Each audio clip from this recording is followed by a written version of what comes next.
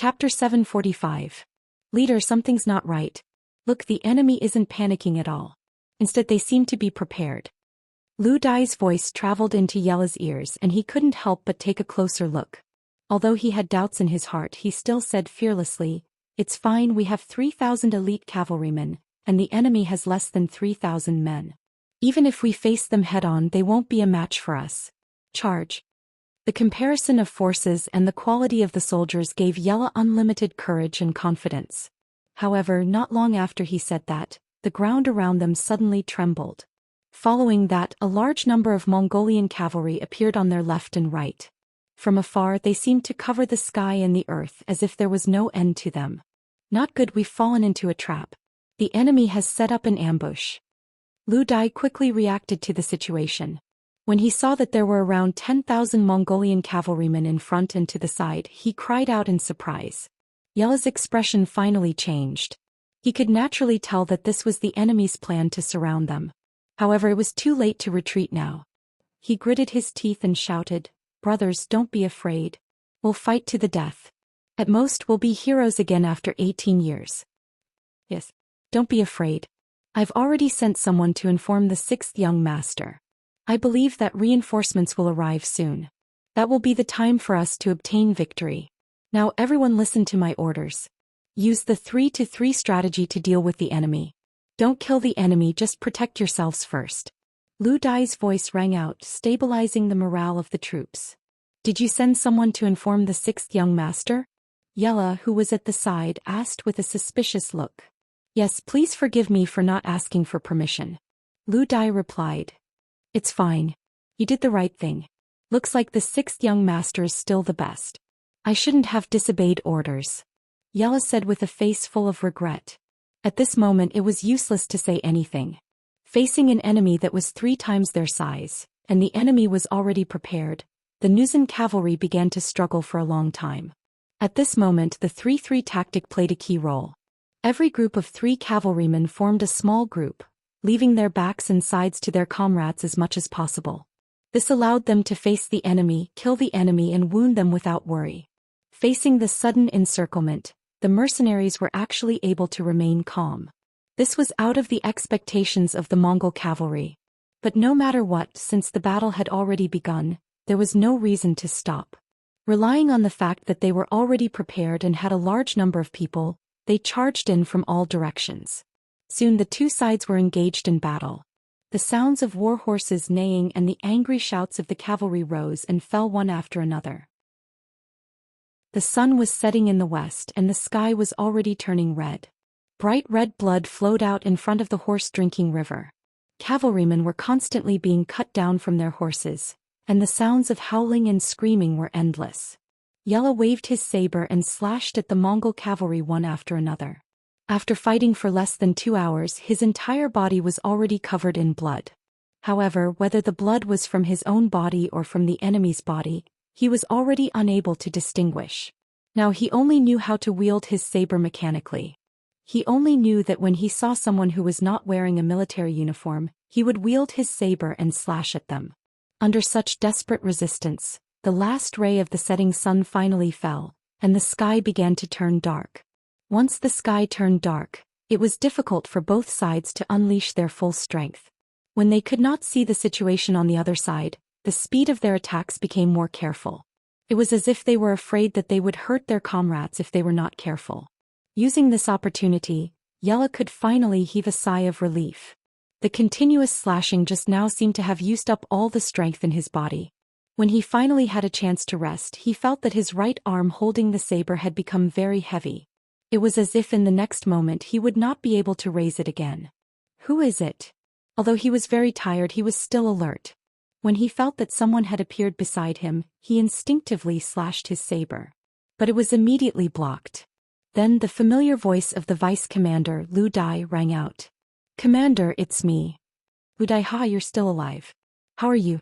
When he heard Lu Dai's voice, Yella forced a smile. His face was filled with relief. "I'm fine. The soldiers and I fought according to the 3-to-3 strategy. There weren't too many casualties." As he spoke, Lu Dai had already come to Yella's side. When he got closer, he could finally see that there was a thick layer of blood on Yella's body. He could not help but ask softly, "Commander, are you injured?" "No, this is the blood of the enemy," Yella said proudly. But at the same time he knew that he had reached his limit. He might not be able to kill more than a few enemies before he was really injured and killed. Hearing that Yella was not injured, Lu Dai was relieved. He then looked around and said, "Commander, it's dark. The enemy can't attack, but they should be lighting up torches soon. If that's the case, I'm afraid our situation won't be too good." I know. Let's do this. Inform the soldiers to follow the Mongolian army. If they retreat, we will retreat too. Don't raise your torches. If you see someone with a torch, then he must be an enemy. Kill him." Yella nodded and gave the order to attack the enemy. Both sides were now in a mess. It was really you and me, you and me. There was no distinction between them. At this time, if anyone dared to light up a torch, they would be the first to be lit up. They would unavoidably become a target for everyone. "Yes, Commander." After Lu Dai agreed, he said to the few soldiers beside him, "Go and pass on the commander's order. If you don't see where our brothers are, shout. This way everyone can hear you." In the darkness, they stopped the Mongol army from killing people. At the same time, they also stopped the Nuzan cavalry from giving out orders. Fortunately, the voices could be heard clearly in the darkness. After a series of shouts, the soldiers quickly knew what was going to happen and how to deal with it. The shouts also reached the ears of the Mongol army. In fact, they already had people holding torches and preparing to light them up. After all, with torches they could differentiate between each other. They would know where to kill and who to kill. However, the shouts made some of the people who wanted to light up their torches hesitate. They were really afraid of becoming a target. However, there were still some people who did not believe in heresy. In the end, they still lit up their torches. The moment the light appeared, it was naturally very eye-catching in the darkness. When everyone looked towards the source of the light, there were also arrows that pierced through the air. There were even sounds of sabers being swung down the moment the flames appeared. Regardless of whether it was the archers attacking from afar or the sabers attacking from close range, there was only one result. All the Mongolian riders who lit up their torches became the target of everyone. They became the first targets to be attacked. Not only that, when the torches were lit up, even some of the cavalry who were illuminated by the light were killed on their horses. Most of them were Mongol cavalry. There were also a few Nuzan cavalry who were killed. "Bastard, I don't want torches. Don't light them up next to me. Otherwise, my saber is not to be trifled with." Seeing that not only the people who lit up their torches but also the people around them were about to be implicated, loud shouts rang out. These shouts were all from the Mongol cavalry. After all, everyone was afraid of death. Especially when they had the chance to win, no one wanted to die. The strategy of using torches to kill the enemy in the darkness failed. This was because everyone was too close. It was so close that the enemy could be 3 meters away from them. However, no one wanted to test it with their lives. No one wanted to gamble with their lives. This led to a strange phenomenon. They were clearly enemies and they were very close to each other. However, on this night they were actually living in peace. Everyone seemed to have reached a tacit understanding and were waiting for the arrival of dawn. They were all saving their strength. When the time came, it would be time for them to be at their wits' end. At the periphery of the battlefield, Suade's face was filled with despair and anger. He thought that with more than 10,000 cavalry, the most elite force by his side, it would be easy to deal with the 3,000 unprepared enemy cavalry who were surrounded by him. With just one charge, it would crush the enemy's fighting spirit. That would be the time to reap the fruits of victory. However, after fighting for more than 2 hours, not only did they not scare the enemy, but the sky had also darkened. Now they could not even light up their torches and could only wait for dawn. This made him feel depressed. Zamubala and Bao Yin's expressions were not any better. However, they did not have any better ideas. Other than waiting, it seemed that they could only wait. Of course, it was not completely impossible. For example, they could distribute bows and arrows to the battlefield. This way they could at least kill some mercenary cavalry. However, on the battlefield it seemed that they had more cavalry. If they really did that, it would only cause a greater mutiny. They thought of withdrawing their troops, but they were also worried that the mercenaries would turn around and escape. If that happened, they did not know if there would be any hope for them to chase after them. This would not work, that would not work. They could only wait helplessly. The night seemed to be very long and the waiting time seemed to be very torturous. 2 hours passed, then another 2 hours passed. After the sky darkened, it would be dawn. This was an iron law. Gradually, when a smear of white appeared in the distant sky, the sky also slowly brightened. With the arrival of dawn, the originally silent battlefield was suddenly filled with shouts of killing, and became lively again. Chapter 746. After a night of waiting, everyone felt like they were about to go crazy. Finally, they could see their opponents clearly and kill them with their swords. Everyone seemed to have used up all their strength. The clanging sounds were endless. After a night of hard work, the moment the two sides clashed, countless heads fell to the ground, countless riders fell off their horses, countless blood flowed and countless lives were ended. The sky was finally bright and the difference in strength between the two sides was clearly shown. Looking at the battlefield, there were only about 700 people left from the original 3,000 Nuzan cavalry. Almost all of them were injured and they all looked tired. On the other hand, the Mongolian cavalry from Mabe had lost even more men. Under the effect of the 3-3 strategy and the advantage of weapons like sabers, they had lost around 4,000 men. However, because of their advantage in numbers, they were still strong. Kill them all, don't leave a single one alive. Looking at the battlefield, the number of casualties on his side was even higher. Suitor was sweating profusely. He finally witnessed the strength of the mercenaries. If he wasn't the one who ambushed them, it was highly doubtful that his 10,000 men would be able to defeat the 3,000 cavalrymen in a head-on clash. Suitor Khan gave the order and all the Mongolian cavalry started the final charge with their advantage in numbers. Every Nuzan cavalry had to face at least 3 or 4 enemies. Luckily, the 3-3 strategy was still working. As long as their comrades didn't die, they didn't have to worry about their flanks. This allowed them to use their full strength and try their best to injure and kill their enemies. Even so, after a night of tension, the Nuzan cavalry had used up most of their strength. If this continued, it was only a matter of time before the whole cavalry was wiped out. Tong tong. Tong tong tong tong tong tong tong tong. The ground shook again and black figures started to appear in the distance. First it was 1, then 10, then 100, 1,000, when more and more black figures appeared. A bright 5-star flag fluttered in the wind. In the early morning it was very bright and dazzling. The reinforcements were finally here.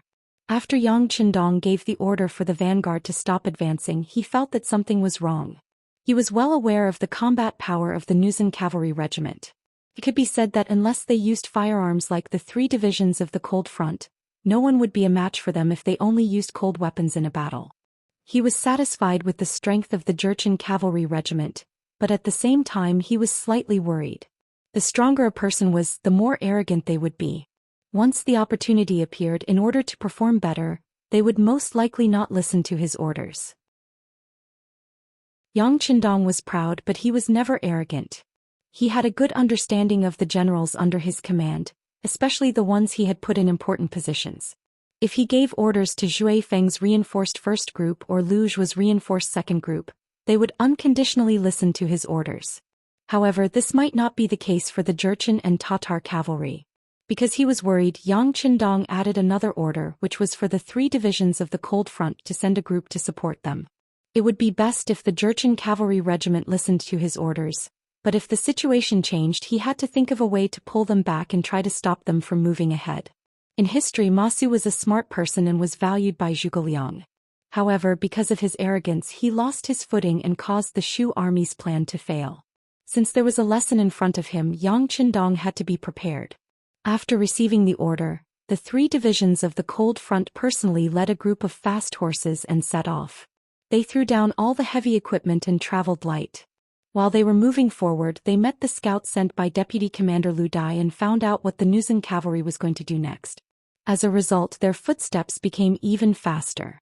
They rushed all the way and finally arrived at the battlefield 10 hours after the battle had ended.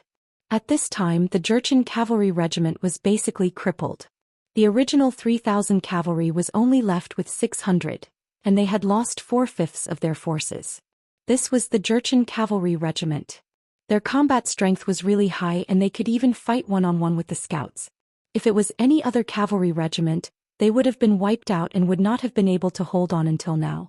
However, after 10 hours, they still had to rely on the darkness of the night. At this moment they were like an arrow at the end of its flight.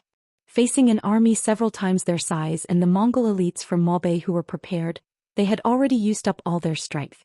Blow the charge horn. The first unit will be the vanguard, the second unit will attack from the left, the third unit will attack from the right, the fourth and fifth units will follow me as the middle to charge. Seeing that the battlefield was right in front of him, Commander Wu Sheng's eyes revealed a strong murderous aura. He was also very excited.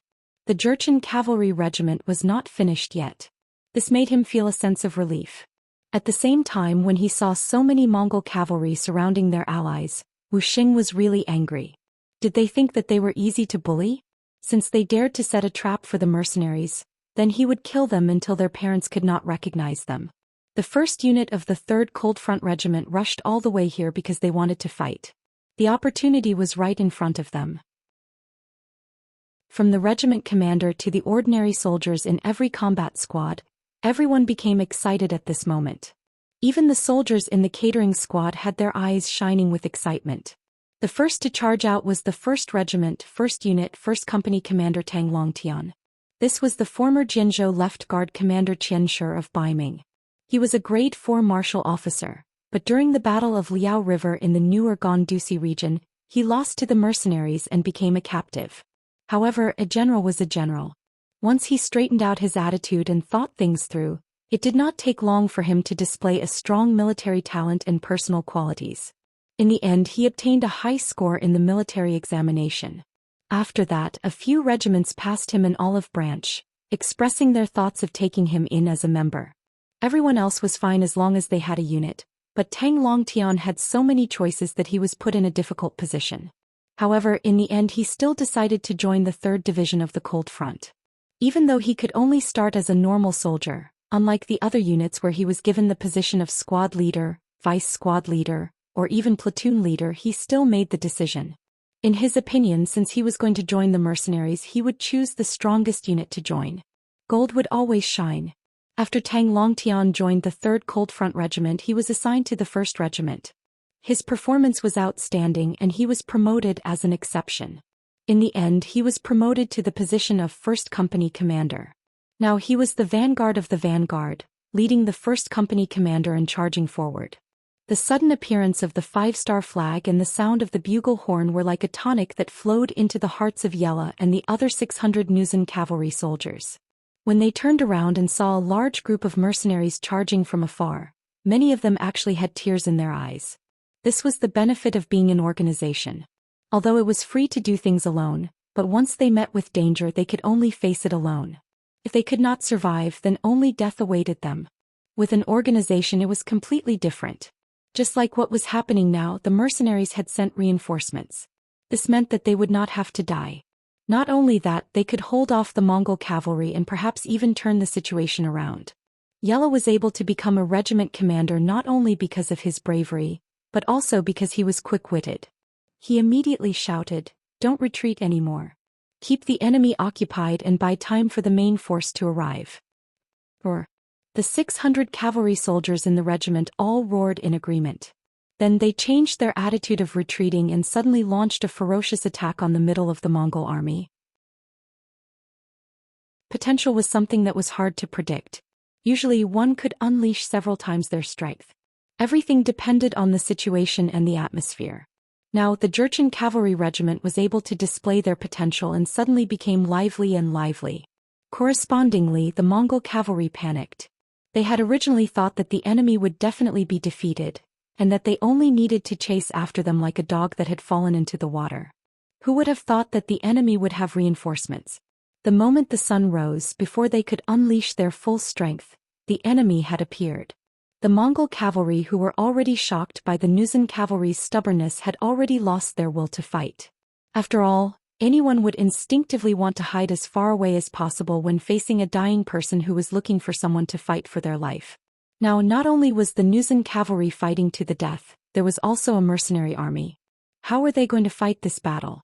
Many of the Mongol cavalry who had their own plans started to retreat. They tried their best to stay away from the Nuzan cavalry to save their own lives. The Mongol cavalry retreated and avoided them. This was equivalent to opening up a path for the Nuzan cavalry, giving them more chances to reach the middle of the army and threaten the enemy commander. One could imagine what kind of scene it would be if they were entangled with the mercenaries and the main force of the mercenaries came to kill them. Sud Khan was also shocked by this scene. He did not expect the mercenary reinforcements to arrive so quickly. He knew that he did not have much time left. He turned around and looked at the Inma River. Seeing that the wooden rafts were ready, he immediately made a wrong decision. Retreat, retreat with me. As long as we retreat to the other side of the river, they will not be able to do anything. Was it right to retreat? Chapter 747. Of course it was not a mistake. It was just that the timing was not right. He could have arranged for a group of cavalry to block the charge of the Nuzan cavalry and retreat. However, the Sutta, whose life was in danger, was afraid and made a wrong decision. He did not leave anyone behind to defend against the enemy. Instead, to save his own life, he was the first to dismount and lead his horse onto the wooden raft. This caused the Mongolian cavalry, whose morale was shaken, to lose their morale and become chaotic. Along with Sudur Khan getting on the wooden raft, the other Mongol cavalry saw that the situation was not good and did not hold back. They all got off their horses and charged onto the wooden raft. At that moment they finally had a chance to show off their nimble and agile skills. All of them risked their lives to get on the wooden raft and retreat. Along with them were his generals Samubala and Bao Yin. Since even the Khan wanted to escape, why would they be so foolish as to bring their men to block the enemy? They were the same as everyone else, they only had one life. The commander and a few other generals were the first to escape. After the wooden raft was filled, they quickly rowed towards the center of the river, leaving behind many Mongol cavalry who did not get on the wooden raft. All of them were anxious. Seeing the Nuzan cavalry charge right in front of them, they could only brace themselves and charge up. They could not retreat and could only fight. This was a choice that they had no other choice. However, such a choice was something that they had no choice but to do. They were destined to lose their morale and fighting spirit. They were destined to be a pile of loose sand and would definitely fail. Commander Yella used the last of his strength to lead Deputy Commander Lu Dai and the other 600 warriors to wave their blades and kill the Mongol cavalry who were already panicking and afraid. Under this kind of attack, the enemies were quickly scattered in all directions. The number of soldiers was many times their number, but without the orders of their general they could only dodge and hide. They could not display their original strength. Tang Longtian arrived. As the vanguard of the vanguard, the moment the order was given, he led the first company to charge to the front. When they were less than 50 meters away from the first batch of Mongol cavalry, the warriors of the first company raised their right arms and took out their steel crossbows. 7 consecutive shots lit up and arrows shot forward effortlessly. They hit the Mongolian cavaliers who were caught off guard and were still in a state of panic. In just a short encounter, dozens of enemies were killed. However, this was just the beginning. The 7 consecutive shots continued to display its advantage. Under the rapid firing of arrow after arrow, the Mongolian cavalrymen who were thrown into disarray were shot down from their horses and lost their ability to fight. In this battle, Tang Longtian could be said to have killed to his heart's content.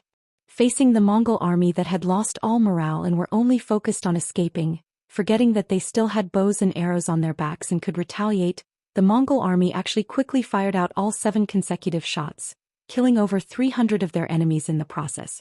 This was equivalent to unleashing more than 300% of his combat strength. This was a great contribution. Overjoyed, Tang Longtian put away his 7 consecutive shots and shouted to his subordinates, "Draw your swords, kill the enemy, it's time to make contributions." Kill. The 100 warriors who did not lose any of their men shouted loudly and cooperated with him. Then they followed behind their company commander and stabbed into the chaotic Mongolian cavaliers like a needle. Tang Longtian was charging forward with all his might, showing that he wanted to meet up with the Nuzan cavalry. Behind him, the commander of the 1st Battalion, Guofeng, led the other 3 companies and rushed over. Another wave of 7 consecutive shots heavily injured the Mongol cavalry, greatly reducing the enemy's strength and achieving the goal of heavily injuring the enemy and breaking their hearts. The 2nd and 3rd battalions followed the orders and attacked from the left and right, forcing the Mongol cavalry who were running away in all directions back to the main formation. Then Division Commander Wu Sheng led the 4th and 5th battalions to charge forward, giving the Mongol cavalry another heavy blow, causing them to feel as if they had nothing left to live for. In the middle of the Immorse River, the wooden raft was still crossing the river. Cold sweat flowed down Khan Sud's forehead uncontrollably. He was afraid and angry. When he saw his soldiers on the riverbank facing the charge of the mercenaries, they were unable to fight back at all. When they were either dead or injured, his heart was bleeding. However, he was also glad that he was fast enough to escape into the river. Otherwise, he might really be in danger.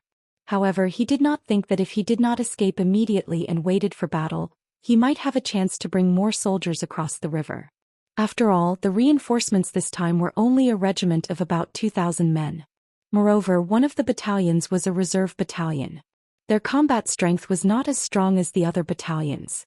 This was also why the three cold front regiments only had 5,200 men. However, it was too late to say anything now. He had already retreated, and no matter what, he would not go back. All he could do was pray in his heart and hope that his soldiers could rely on their own strength to escape. In fact, there were indeed some Mongol cavalry who were skilled in riding and had quick thinking who escaped.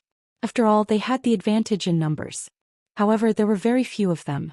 During this battle, even though the 1st Regiment of the 3 Cold Vanguard Divisions did not use the 95 style they carried on their backs because they wanted to increase their accuracy when they fought on horseback, the 7 consecutive shots in their hands were still quite useful.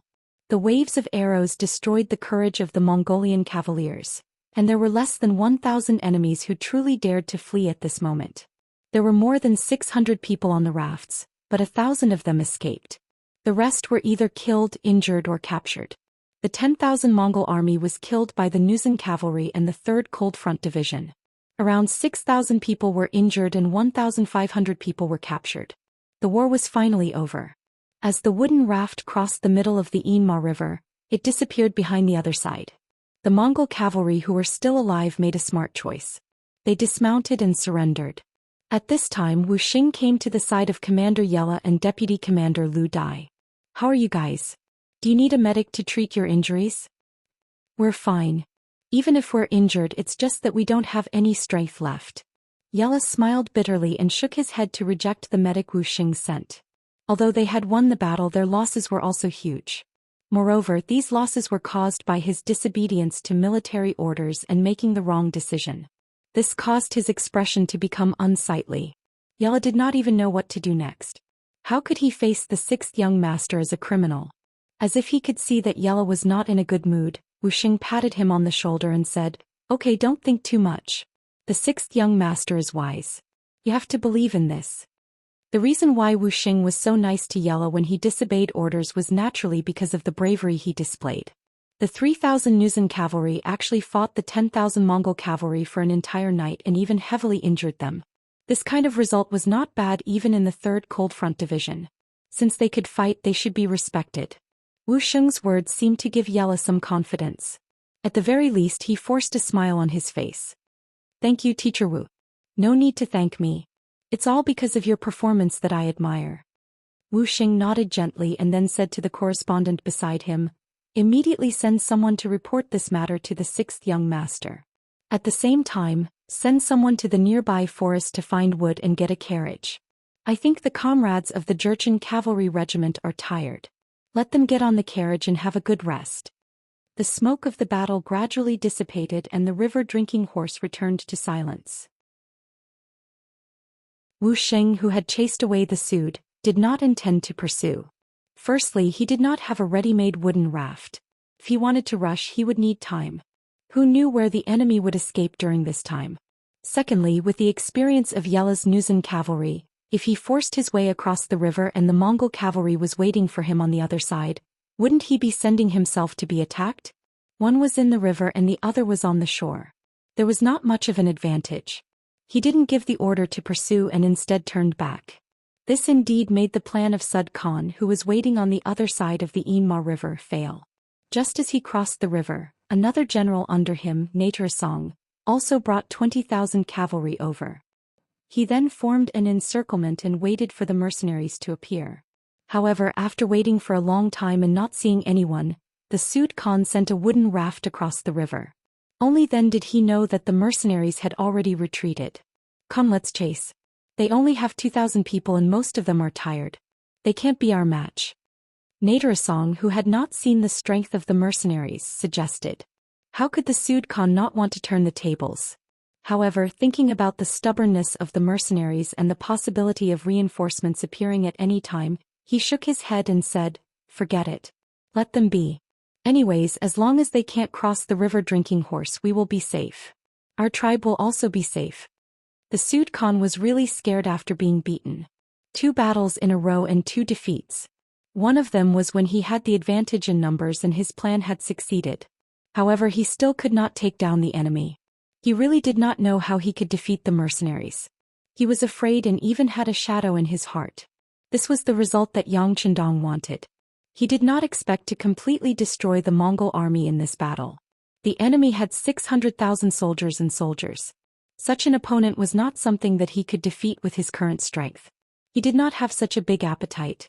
Beating the enemy until they were afraid and did not dare to find trouble with him was the main goal of this battle. Now it seemed that the strategy had been achieved. Just from this point alone, it was worth it to send out troops.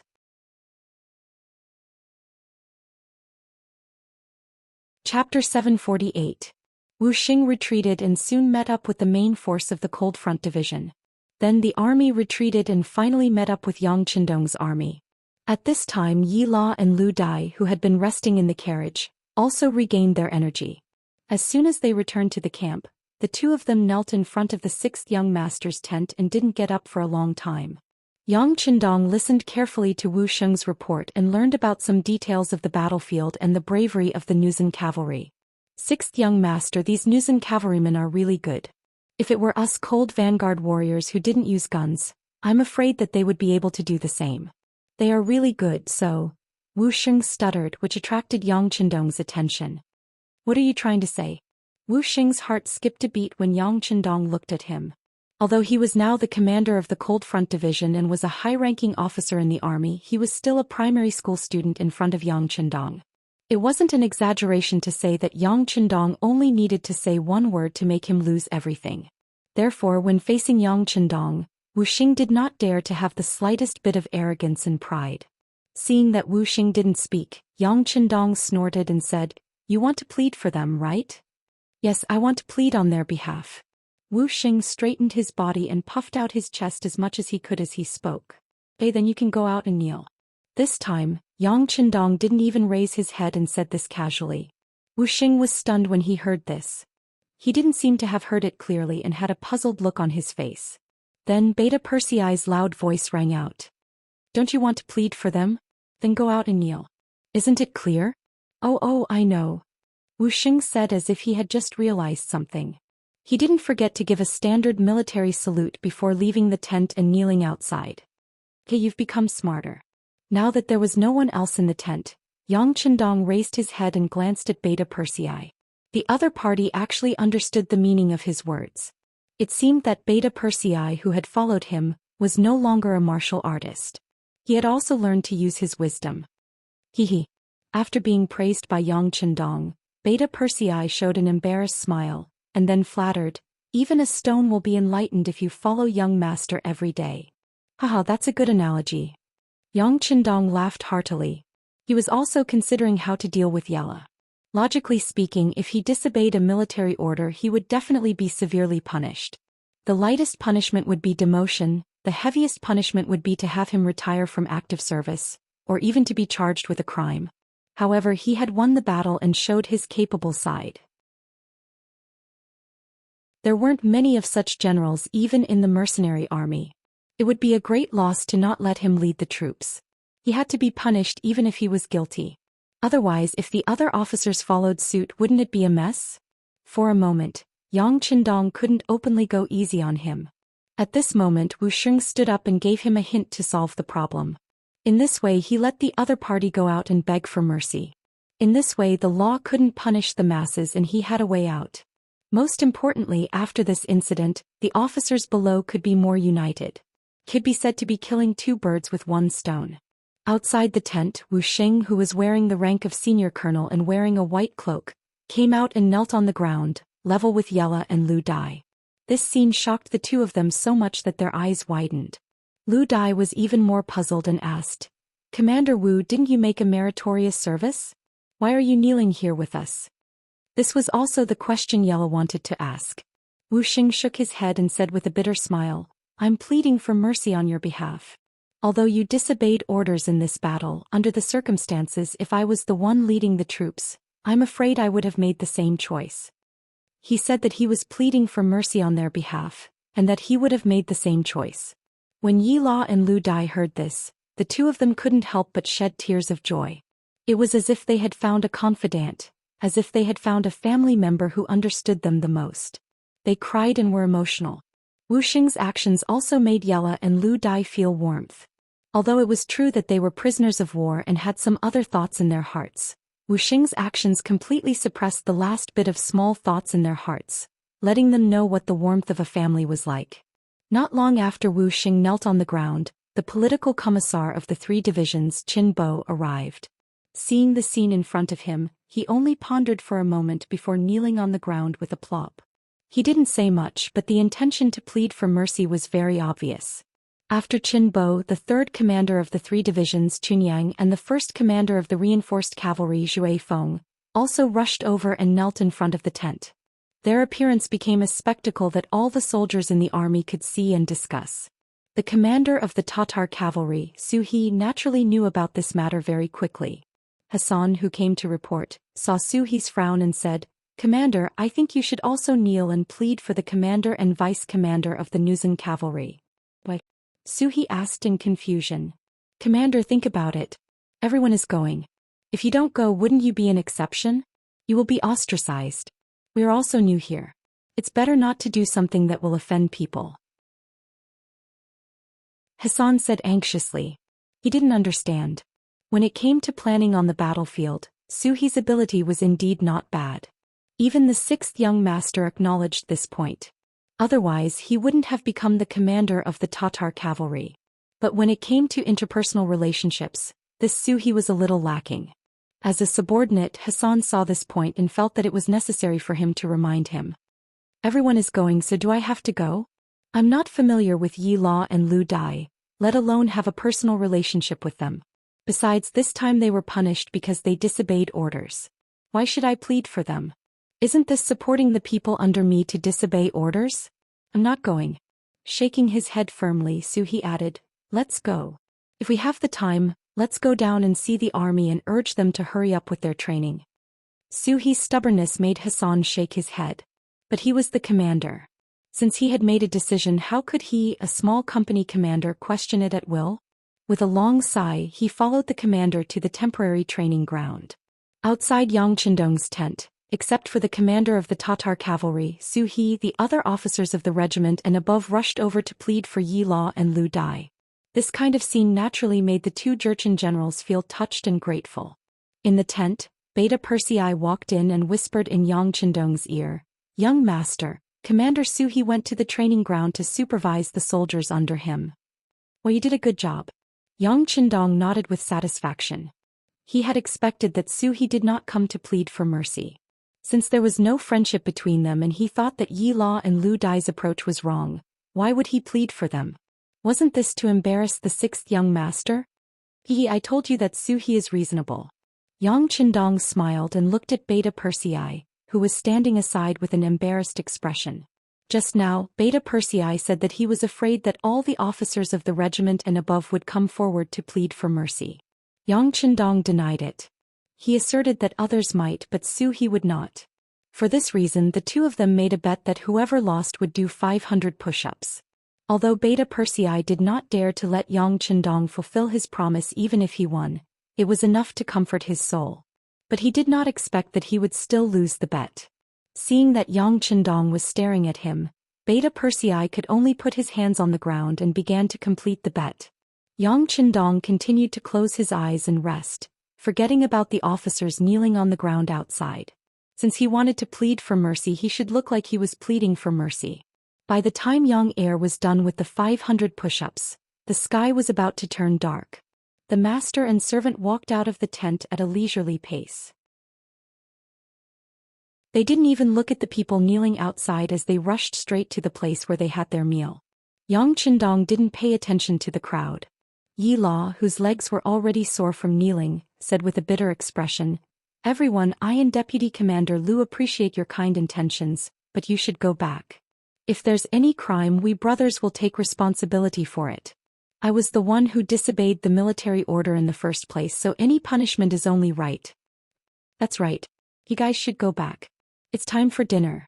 Vice Captain Lu Dai also spoke up. Wu Sheng and the others did not seem to hear the words of the two. They were still kneeling there with their heads raised, their gazes firm and resolute. They seemed to have determined their actions from the moment they knelt down. They would not get up unless there was a result. Looking at this scene, Yi La and Lu Dai were very excited. At the same time, they were constantly reflecting in their hearts. If there was a chance, they must perform better in the future. Yang Qindong and Beta Persei came back after dinner, but they still did not look at the people kneeling on the ground. Instead, they returned to the tent. Just like this, time passed by little until the sky was completely dark. It was time to rest and sleep. Under the supervision of the battalion-level officers, each of the military camps entered the tent to rest. Outside the main tent, several regimental commanders were still kneeling on the ground. They did not get up, nor were there any orders for them to get up. The lights-out signal resounded throughout the entire military camp. Except for the temporary medical team who still had candlelight and the wounded who could not sleep due to the pain, the entire military camp entered a state of silence. At this time there was finally movement from the main tent. Beta Persei walked out. "Come in, all of you. The young master wants to see you."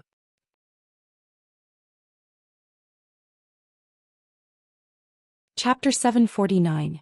Yes. Wu Sheng and the others hurriedly responded. Then one by one they supported their numb legs and walked into the tent. The tent was already lit with candles, making it extremely bright. Yang Qindong was reading an ancient book in his hands.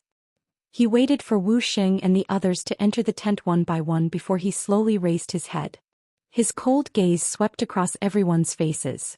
Everyone who was stared at by Yang Qindong could not help but lower their heads, as if they had done something wrong. Just when everyone was feeling uneasy and did not know how the sixth young master would deal with them, Yang Qindong finally spoke. "It's already late at night and the soldiers are already asleep. What does this mean?" Faced with this sudden question, everyone was stunned. They were at a loss and did not know how to answer. Wu Sheng's face was filled with confusion at first. Then he turned his head and his gaze fell on Political Commissar Chen Bo, wanting an answer. However, at this time Chen Bo was also confused. He did not understand why the sixth young master would ask such a question. Even Chen Bo did not know, let alone the others. Everyone was stunned and did not know how to answer. All of this was seen clearly by Yang Qindong. Then his voice sounded again. "This means that with or without you the army will still exist. What should be done will be done." Everyone suddenly understood, and then their faces turned red. They finally understood the sixth young master's meaning. There were indeed arrogant people among them who thought that it was because of them that the soldiers under them were so obedient and could win the war. However, now that Yang Qindong said this, they were surprised to find that without them, the soldiers under them were still very orderly. In that case, wouldn't their role become very small? The reason why Yang Qindong chose to meet them after they fell asleep was to warn them in this way. Don't think that things will fall into chaos just because the army left. Facts have proven that the earth will continue to spin even without anyone, even without Yang Qindong. Yang Qindong sighed and said, "Facts have proven that it wasn't you who made these adorable warriors, but these adorable warriors who made you. So please put away your arrogance and think more about the warriors on the battlefield in the future. Sometimes, a wrong decision can cost them their lives.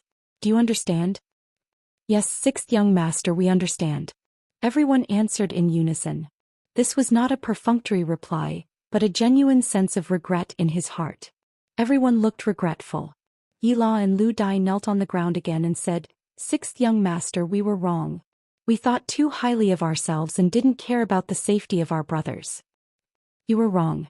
Because of your wrong decision, many Jurchen elites died. This is a lesson that not only you but everyone else must remember." "Yes, we will remember."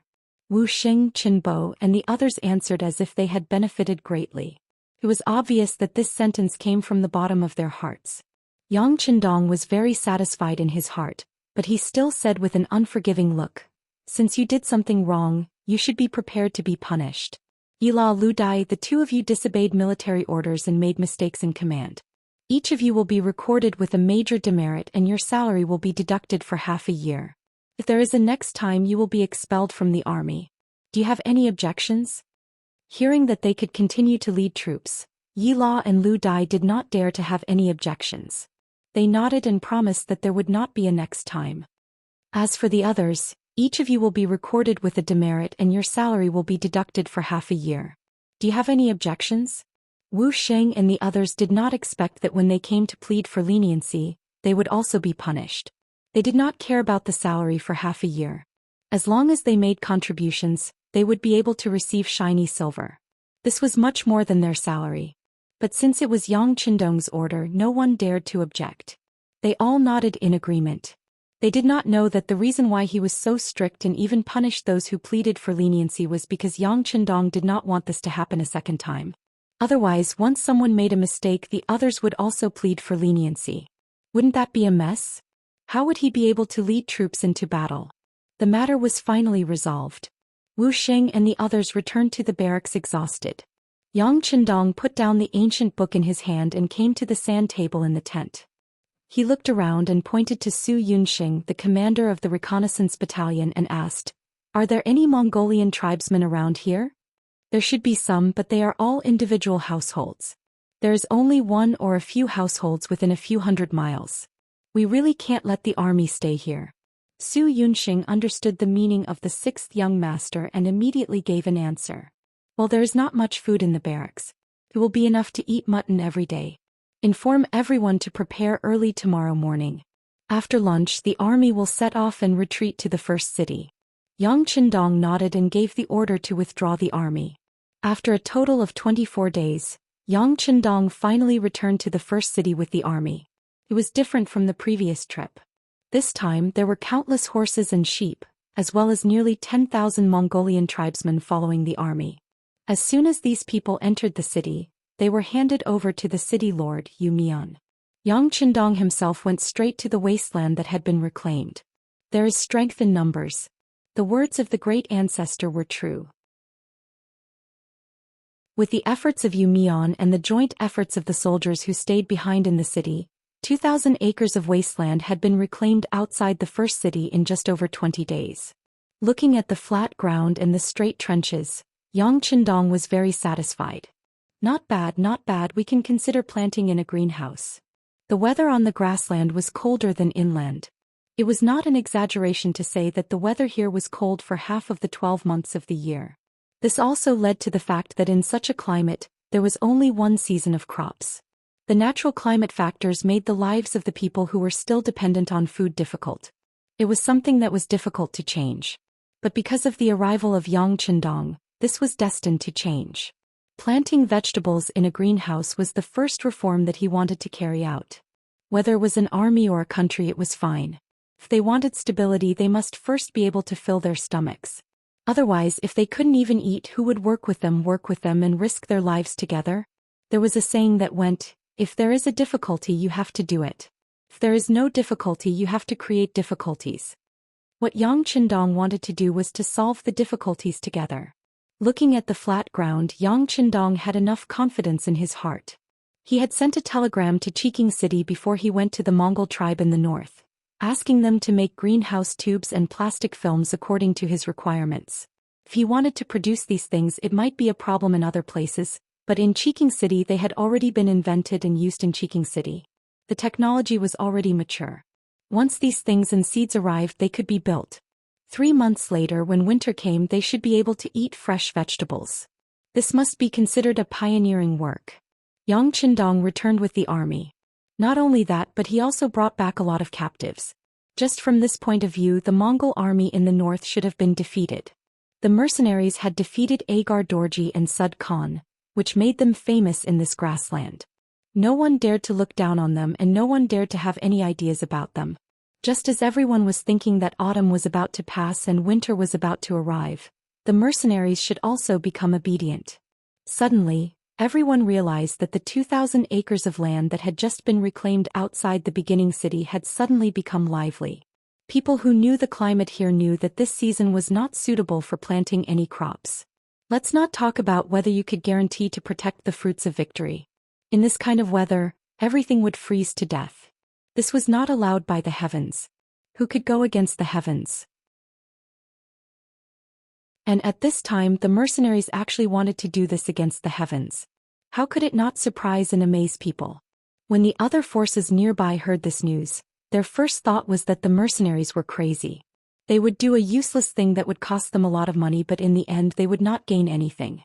However, on the land outside the beginning city, Yumian did not think so. When he was in Jilin City there were already greenhouse vegetables. However, because the climate there was not bad, there were no problems with crops for 2 seasons a year. Even if there were greenhouses, there were not many people who used greenhouses. However, it was not that there were none. On the contrary, he had gone to see it. Later, when he heard Yang Chendong say that he could try to plant greenhouses here, he felt that his mind was suddenly enlightened. He immediately sent a telegram to his father, Zhou Xian, asking him for help to send more old farmers who had planted greenhouses to help the beginning city. Of course, Zhou Xian would pay attention to his son's request for help. In addition, this was originally the intention of the 6th young master. Not long after, the first batch of 100 old farmers who had planted greenhouses came to the beginning city by boat with all kinds of materials. Then they started to plant greenhouses here. It was only September and the weather was still good. The greenhouses were only buried and vaguely formed. There was no plastic film covering them. Therefore, in the eyes of the locals, this move was a manifestation of the mercenaries' craziness. Knowledge could change one's fate in life. At that time, no one realized what kind of harvest the mercenaries would have 3 months later. You have to pay attention to the temperature when planting vegetables in the greenhouses. The plastic film is too thin. If the temperature outside is too low, the vegetables inside might freeze to death. You also have to pay attention to insect and pest prevention.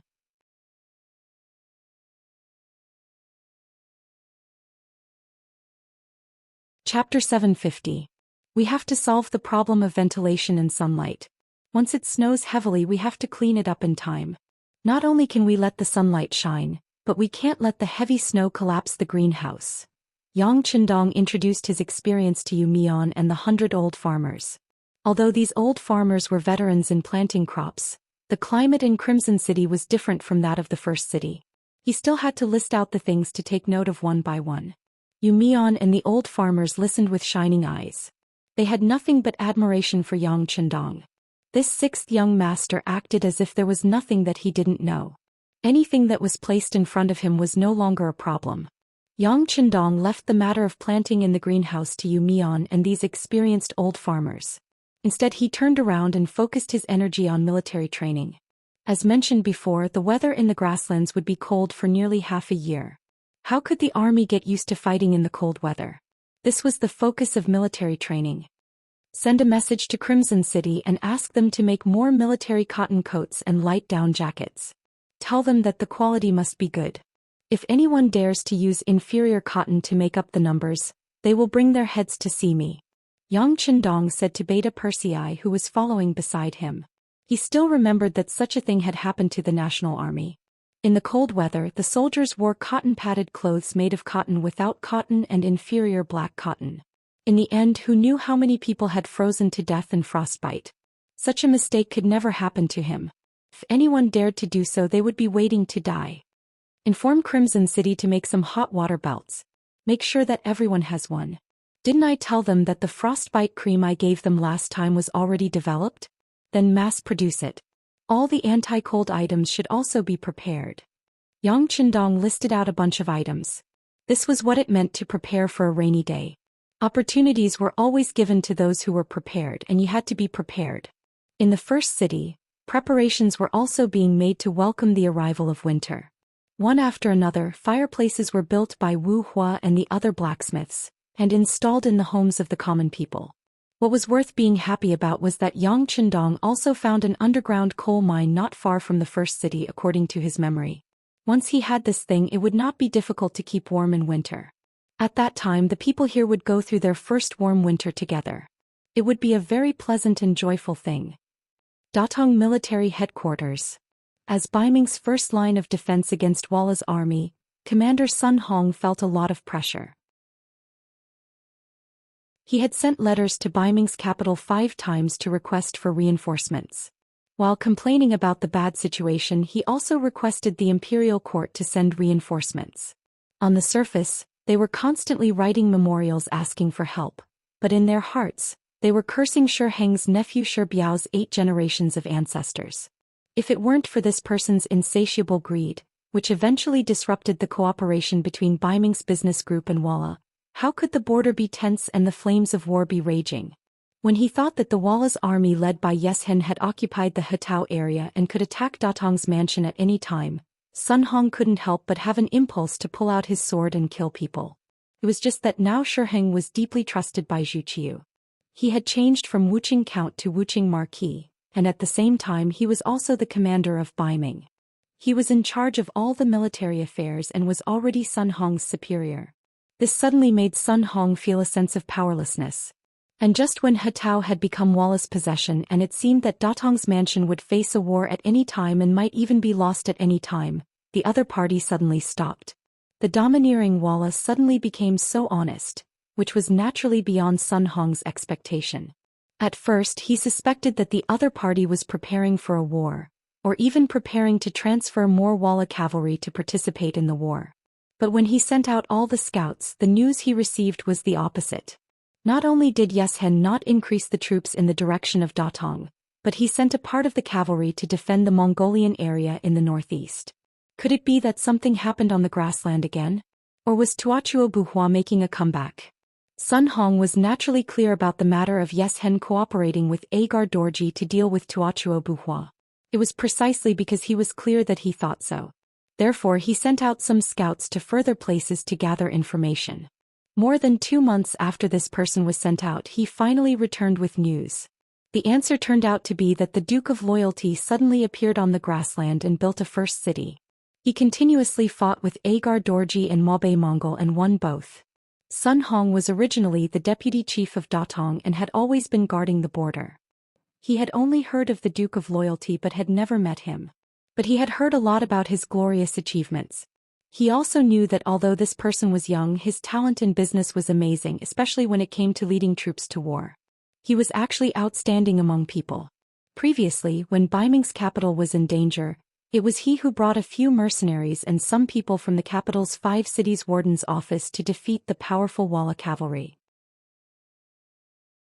Later he also made Yeshen give in and the two sides had business relations, which bought a lot of time for Baiming's development.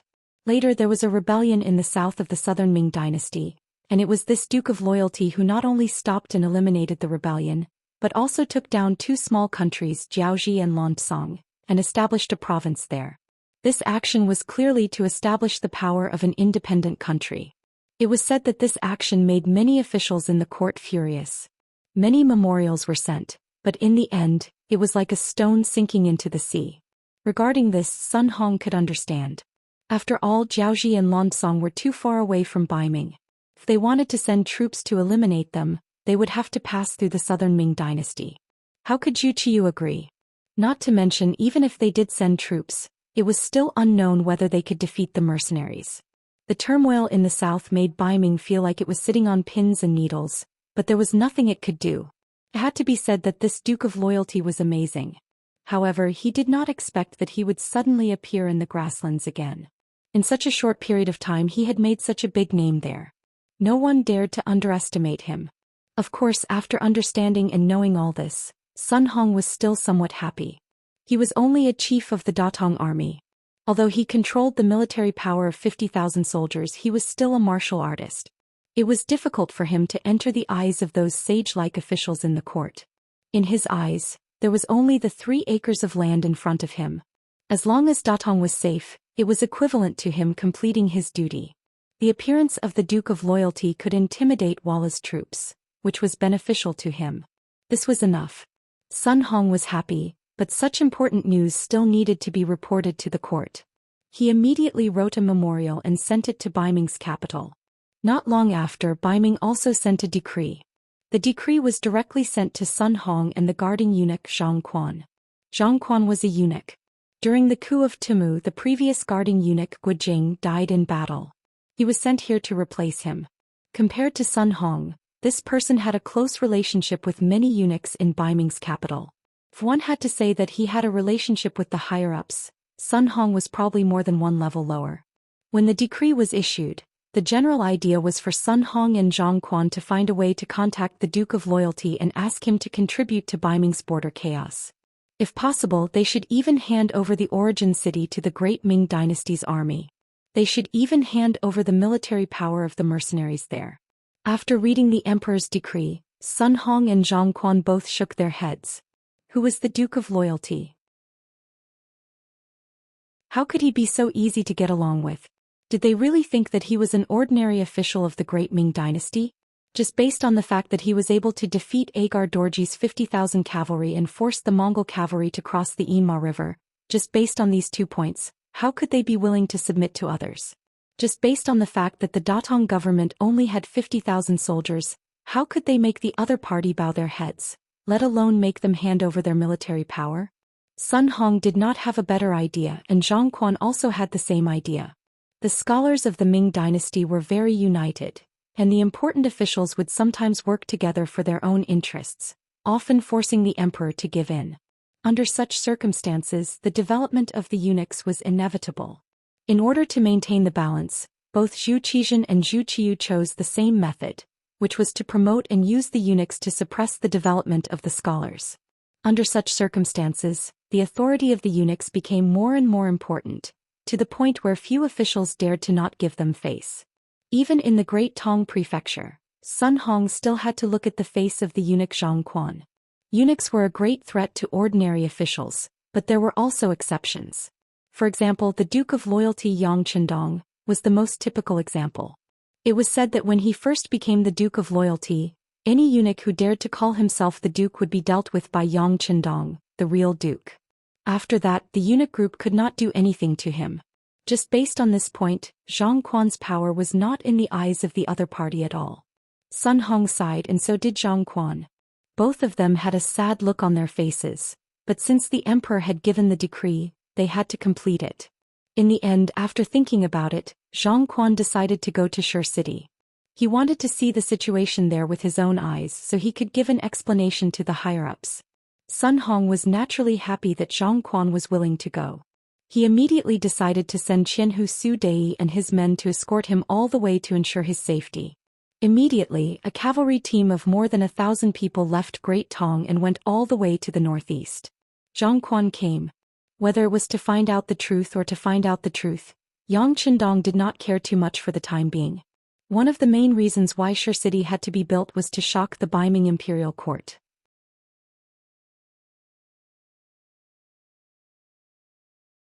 Chapter 751. The establishment of Vietnam and Laos was indirectly tantamount to a falling out with Baiming and Southern Ming. Anyone with a clear head could see his ambition. They just didn't want to act rashly because of the strength he had shown.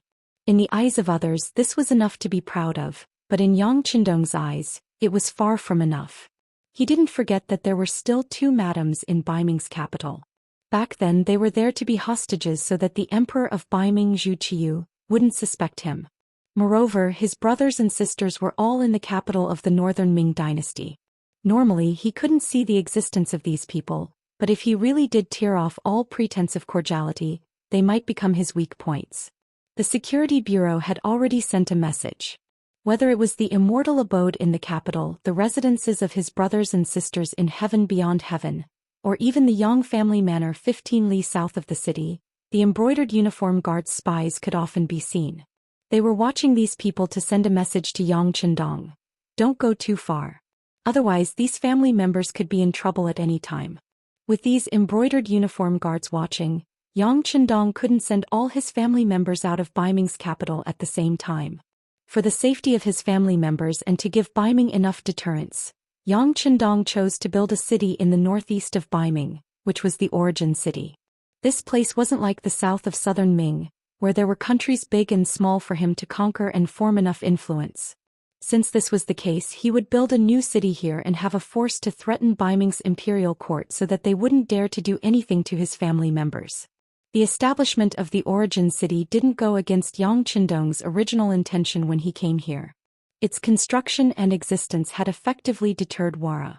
According to the Security Bureau, Yeshen had become much more well-behaved. After occupying the Hetao region, he did not launch an attack on Datong Prefecture. He had achieved his initial strategic goal, which was to maintain the balance between Baiming and the grassland tribes. Now what he needed to do was to make the first city even more powerful so that no one or any force would dare to have any ideas about it. As long as the origin city existed for a day, it would form a great deterrence to all the surrounding forces. As time passed, this deterrence would achieve the goal of subduing the enemy without fighting. At least it would be much easier to deal with than before. This was a relationship that complemented each other. The development of the first city had become the most important thing in Yang Qindong's eyes. Of course, building and developing the first city was only the first step. Next, Yang Qindong needed to do more things such as continue to expand his territory and influence. In order to achieve the huge goal of the Han people walking at the top of the world in the future, whether it was Baiming or Southern Ming, Yang Qindong had no intention of conquering by force now. It was even possible that he would have to avoid large-scale attacks in the future. However, when it came to the land outside of northern Ming, he didn't have so many concerns. The problem was, if he wanted to expand, who should he choose as his next military target? After thinking about it, Yang Qindong's gaze fell on the northeast, on the land of Russia ruled by the Golden Horde. The Golden Horde was one of the few remaining Golden Horde families with the purest bloodline in the Mongolian forces. If he could take them down, whether it was to expand his power or to deter them, it would be of great significance.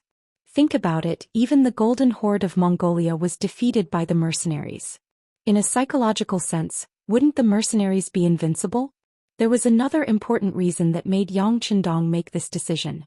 After more than 200 years of development, the current Golden Horde was no longer as strong as before. Now was the time to go downhill. According to the development of history, even if he didn't make a move, the Golden Horde would be destroyed by the rising power of Russia in less than 20 years. Since that was the case, there was nothing to worry about. Taking advantage of the situation was the best time to take action. In order to achieve the goal of severely injuring or even destroying the Golden Horde, Yang Qindong had already begun to formally consider which army would set off from the first city for the expedition. Logically speaking, the best person to lead an expedition was himself. In his previous life, he had been there countless times in order to complete missions, so he was very familiar with the language there. He also had a better grasp of some of the situation and terrain there compared to others. However, the first city had just been built and hadn't experienced the test of a cold winter. He was really worried about going far away now.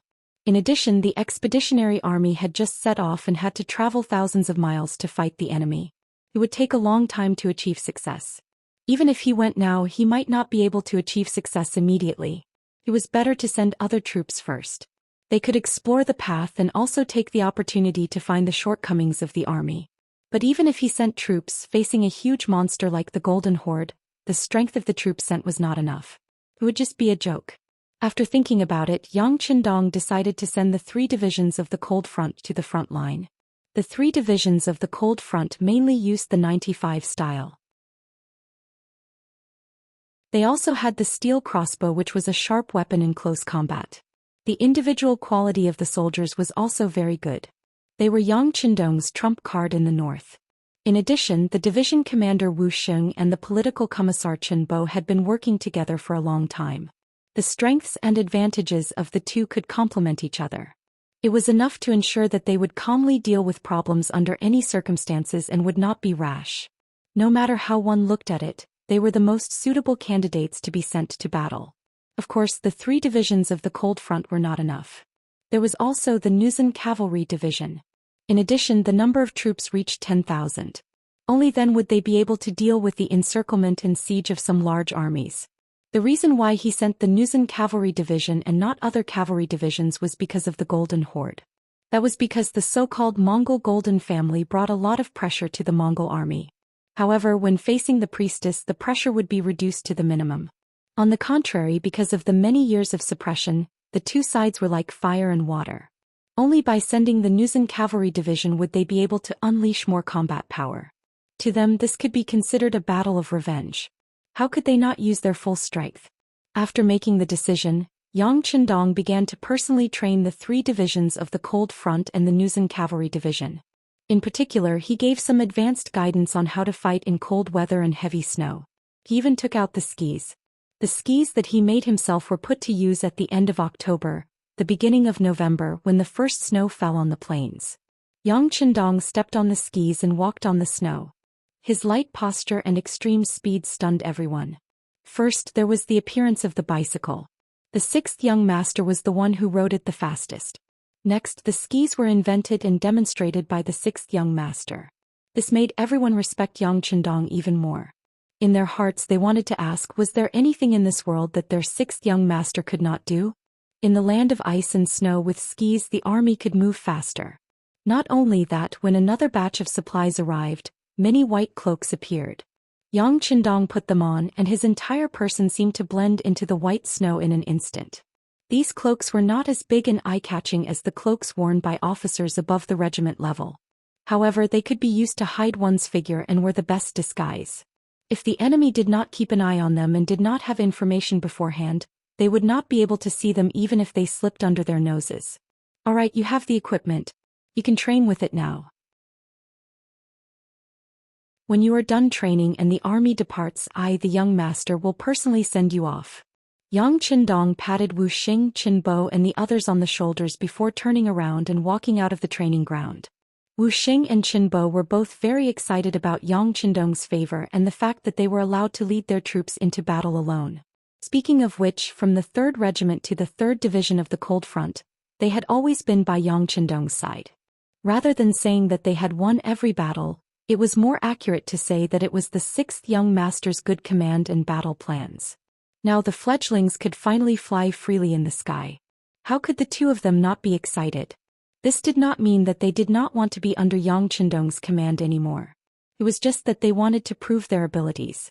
There was already news that the Cold Front was considering forming an army.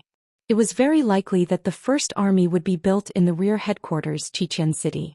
The first commander would also be Leng Song, the former commander of the 1st Division. Since they were going to form an army, both Wuxia and Qinbo would not be limited to the position of a division commander and political commissar. They also wanted to take a step forward and become a commander from a division commander. In order to achieve this goal, they would need to put in more effort and gain more military merits. Only when they were free to command in battle would they be able to unleash their full potential. In order to achieve this goal, Yang Chendong had just left the training ground when Wu Sheng's voice rang out. Train hard, train as hard as you can. Try to familiarize yourself with using skis as soon as possible and make a name for yourself. Yang Chendong did not need to worry about the enthusiasm of the army's training.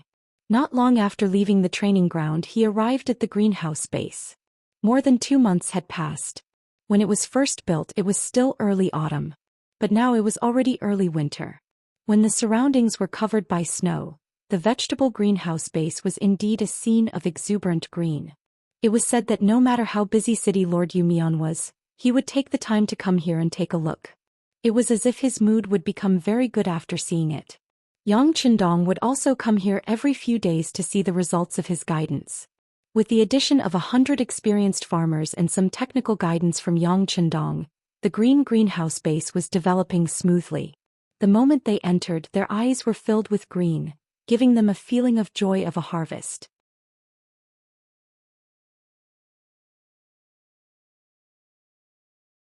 Chapter 752. 6th Young Master. We've calculated. In about half a month, some of the vegetables will be ripe and ready to be served on the table. When the experienced old farmer who stayed here saw Yang Chendong come to inspect again, he said as if he was showing off his merit. He good. Yang Chendong nodded in satisfaction. Looking at the patches of green in front of him, he was as happy as looking at piles of gold. It was not an exaggeration to say that the value of green vegetables in this place was not much different from gold. At this time in the past, other than the mutton that the people of the grassland ate all year round, most of the vegetables that were buried deep in the cellar, such as radishes and cabbages. Of course, because of Yang Chendong's appearance, there was now an additional potato. But no matter what, with only these few vegetables being exchanged, there would be a time when people would get tired of eating them. Now that these various varieties of green vegetables could be taken out, There was no need to worry about the sales even if they were sold at a high price. The only thing to consider was the lack of ingredients and the lack of supply. Unknowingly, Yumian also appeared in the greenhouse base with a face full of excitement. When he saw that Yang Chendong was also here, he almost jogged all the way over. Sixth young master, you're really amazing. Don't flatter me.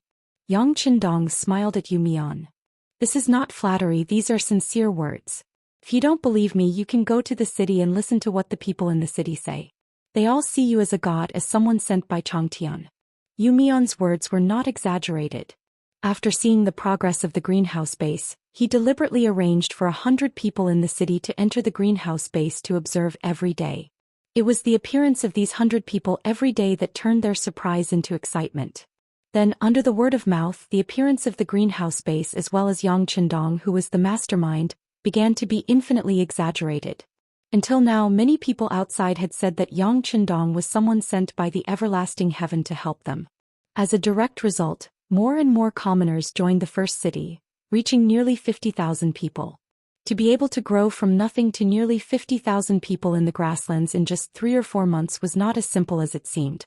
It was truly a miracle, an unprecedented feat. There weren't many people on the prairie to begin with, and each of them had their own tribes. It wasn't easy to gather everyone together. Even if you had a powerful armed force, it would be difficult to do so. After all, everyone lived far apart. No matter how powerful you were, you could always hide if you couldn't beat them. But now these people came to the first city of their own accord. The streets in the city were so spacious, neat, and hygienic.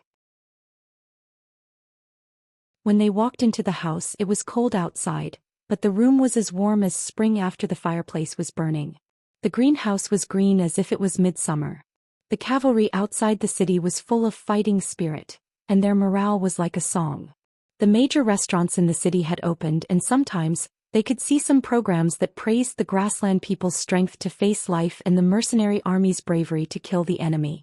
All of these really injected a warm current into the cold weather, and it went straight into people's hearts, making everyone really like this place.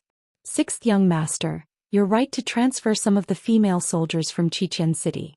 It's funny that I opposed it before, afraid that these young and beautiful female soldiers would appear here and cause some chaos. Now it seems that I didn't see the big picture enough and didn't observe things clearly enough. Whenever they performed, the restaurant would be filled to the brim. This was especially true for the newly built Immortal abode, which was the largest restaurant in the city. Whenever the female soldiers performed, it would be even more difficult to get a seat. Thus they had to pay quite a bit of business tax to the origin city. This made him, as the city lord, even more confident in doing things. Yumian sighed with emotion. Well, you're right about this. The construction of spiritual civilization is also an indispensable part of people's lives. What is happiness? It's not as simple as having enough to eat and clothes to wear. It should be more reasonable and have higher goals. Yang Chendong nodded and said a few words that made Yumian feel as if he had obtained a treasure. Yumian kept nodding and even took out a pen and paper from his body as if he was performing magic. When he saw that Yang Chendong seemed to have finished speaking, he asked for instructions again. Sixth young master, it's winter now and most of the people don't have anything to do. Especially after seeing the prosperity of the city, they feel that their pockets are flat and embarrassed. Some of the young and strong people are asking to join the army even louder. They have people blocking the entrance of the city lord's mansion every day. What should we do? After everything in the first city was on the right track, Yang Chendong gave the newly built city lord's mansion to Yumian for his office, changing the original city lord's mansion to the Yang mansion. The people respected Yang Chendong and didn't dare to find trouble with Yang Chendong. However, when they went to the city lord's mansion, they didn't feel any burden. Sometimes when he wanted to go out of the mansion to do things, he had to go through the side door or the back door.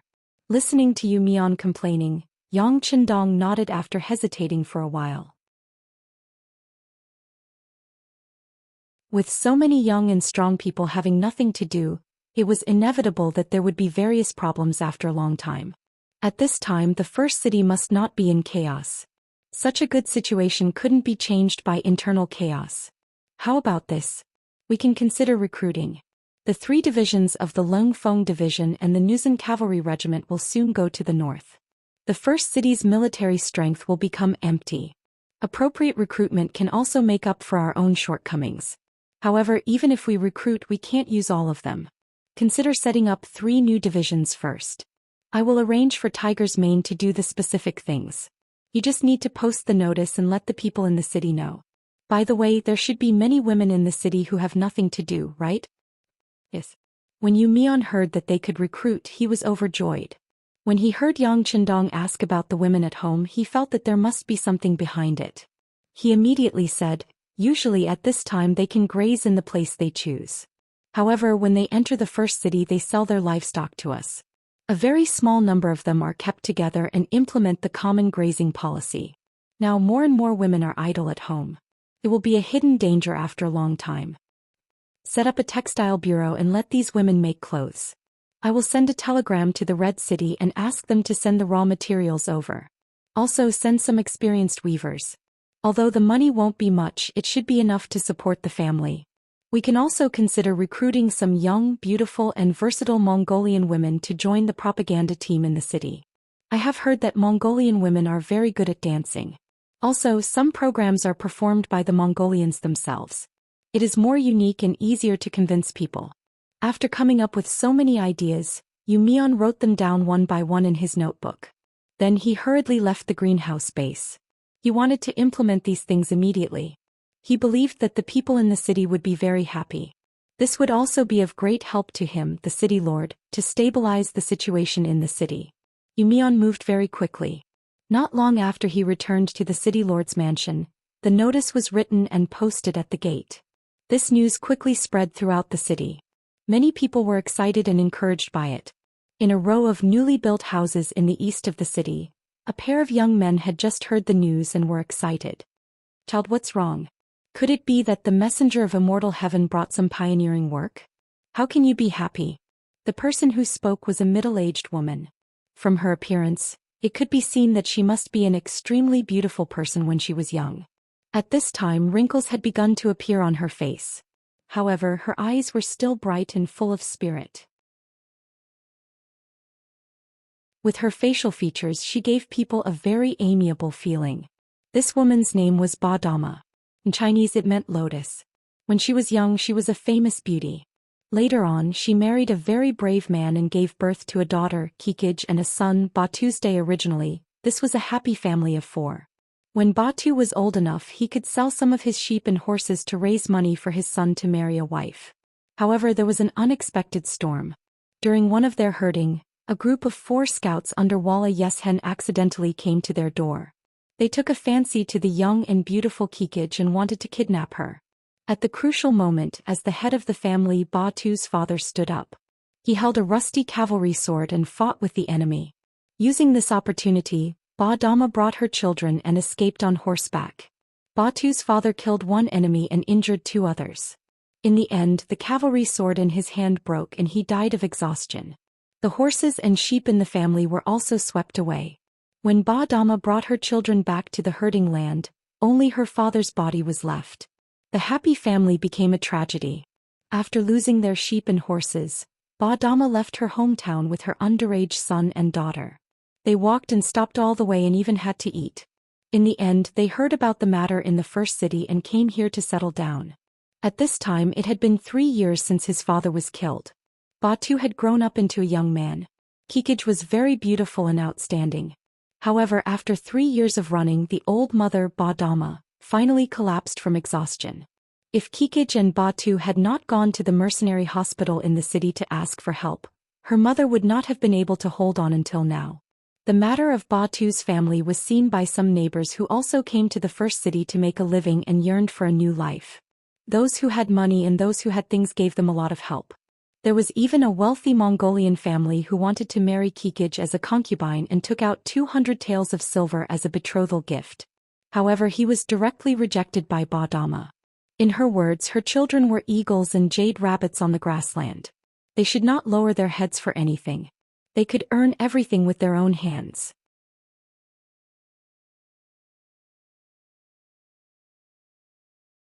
Chapter 753. It was easy to say. The marriage was rejected because Ba Dama wanted to find a better family for her children. However, the hard days had to continue. As the only man in the family, Batu went out early every morning to dig coal.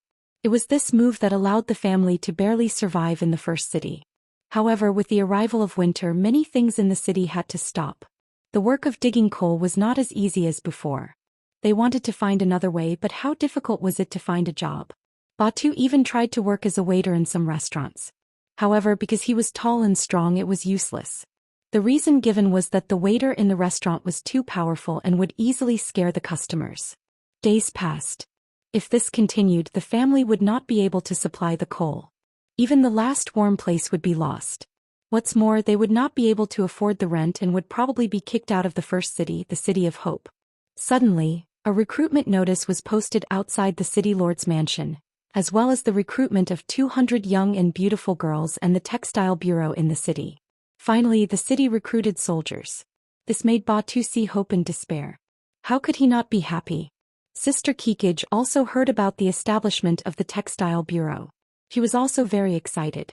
She could support the family with her hands and earn money to treat her mother's illness. This family should be getting better and better. No. Sister, you shouldn't go to the textile bureau.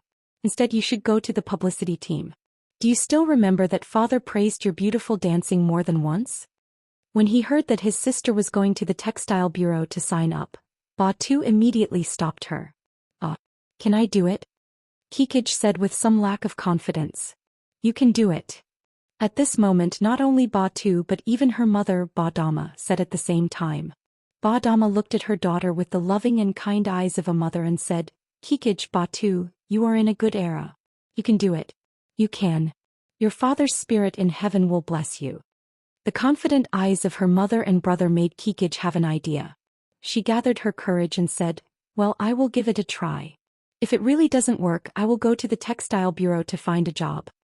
Kikij didn't have much confidence.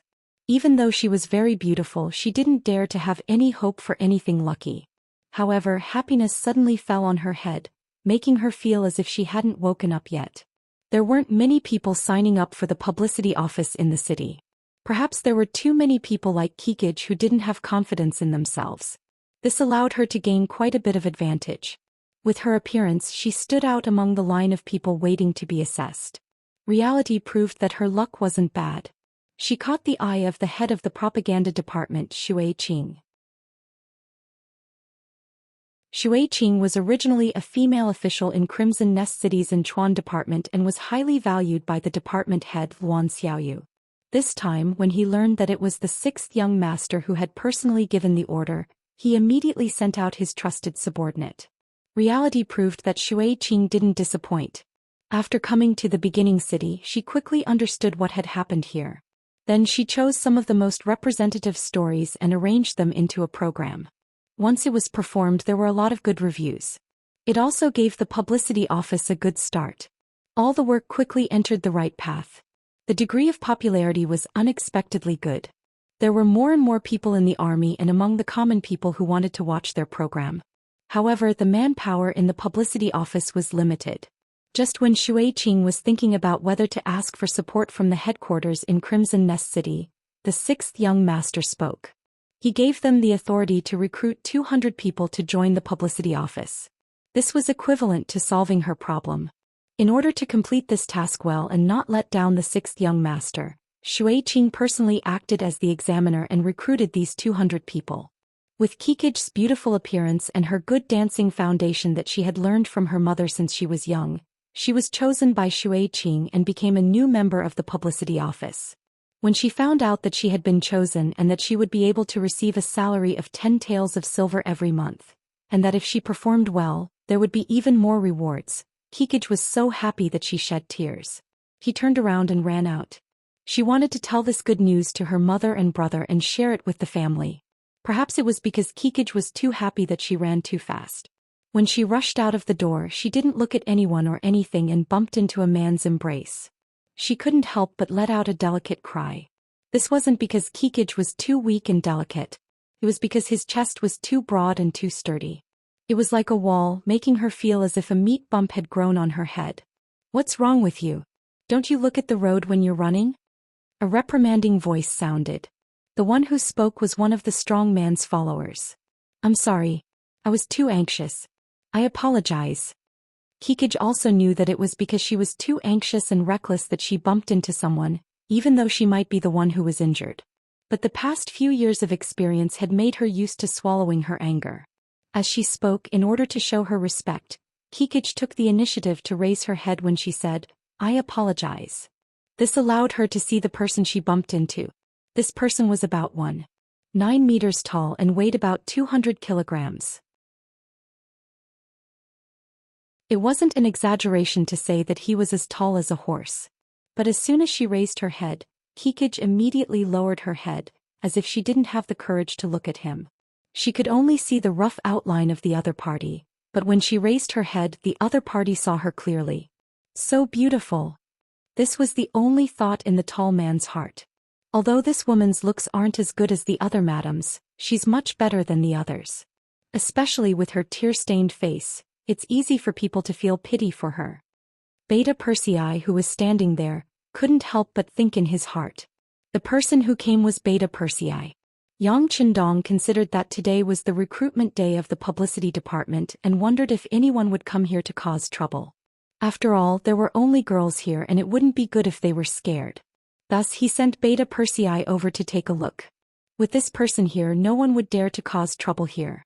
Unexpectedly, as soon as Beta Persei arrived, Kikij bumped into him.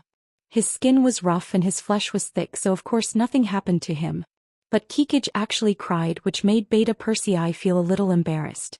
After apologizing, Kikij didn't hear Beta Persei's response and wanted to leave. Anyway, she had already apologized. The other party was a man, so he wouldn't make things difficult for her. It was said that snatching beauties often happened in other places, but it had never been heard of in the first city, which was ruled by law. This was also the reason why her mother dared to firmly reject the neighbor who wanted to take her as a concubine. Kikij wanted to leave and her feet involuntarily walked to the side. However, an outstretched arm blocked her. The person who stopped her was none other than Beta Persei. When he saw the other party crying, he thought that he was the one who caused it, so he wanted to apologize. What are you doing? If you continue like this, I'm going to shout for help. A big hand blocked her way, scaring Kikij so much that her whole body was about to shrink into a ball. She was already thinking about whether she should return to the publicity department.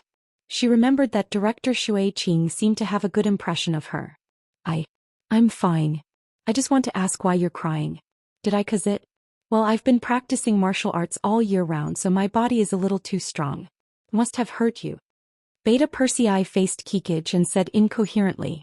He didn't know how long it had been since he felt this way. Even when facing Yang Qindong, Beta Persei could answer smoothly most of the time and smile as usual. But for some reason, facing a strange girl today, he actually felt a little flustered. I'm fine. Can you please move aside?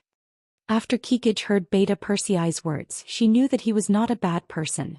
But that was all.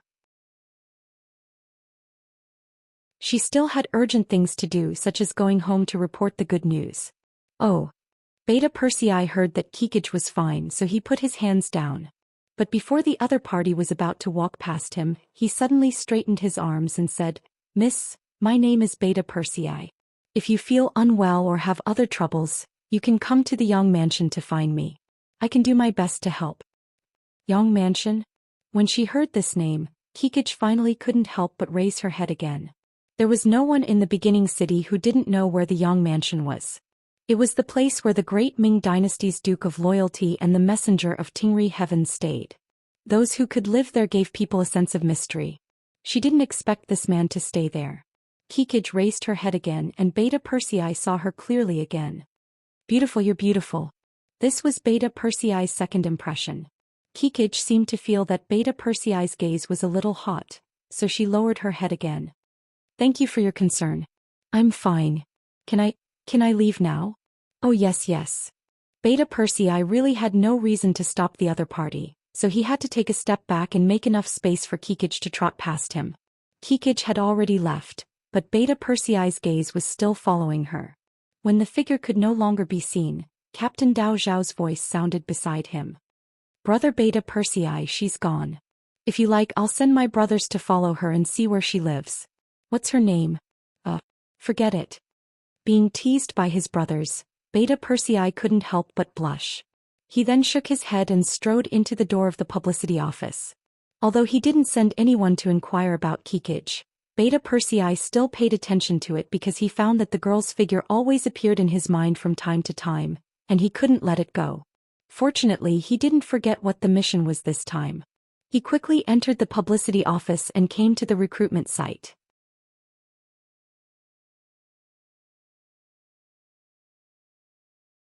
Chapter 754. As soon as he entered, his bulky figure quickly attracted the attention of many people.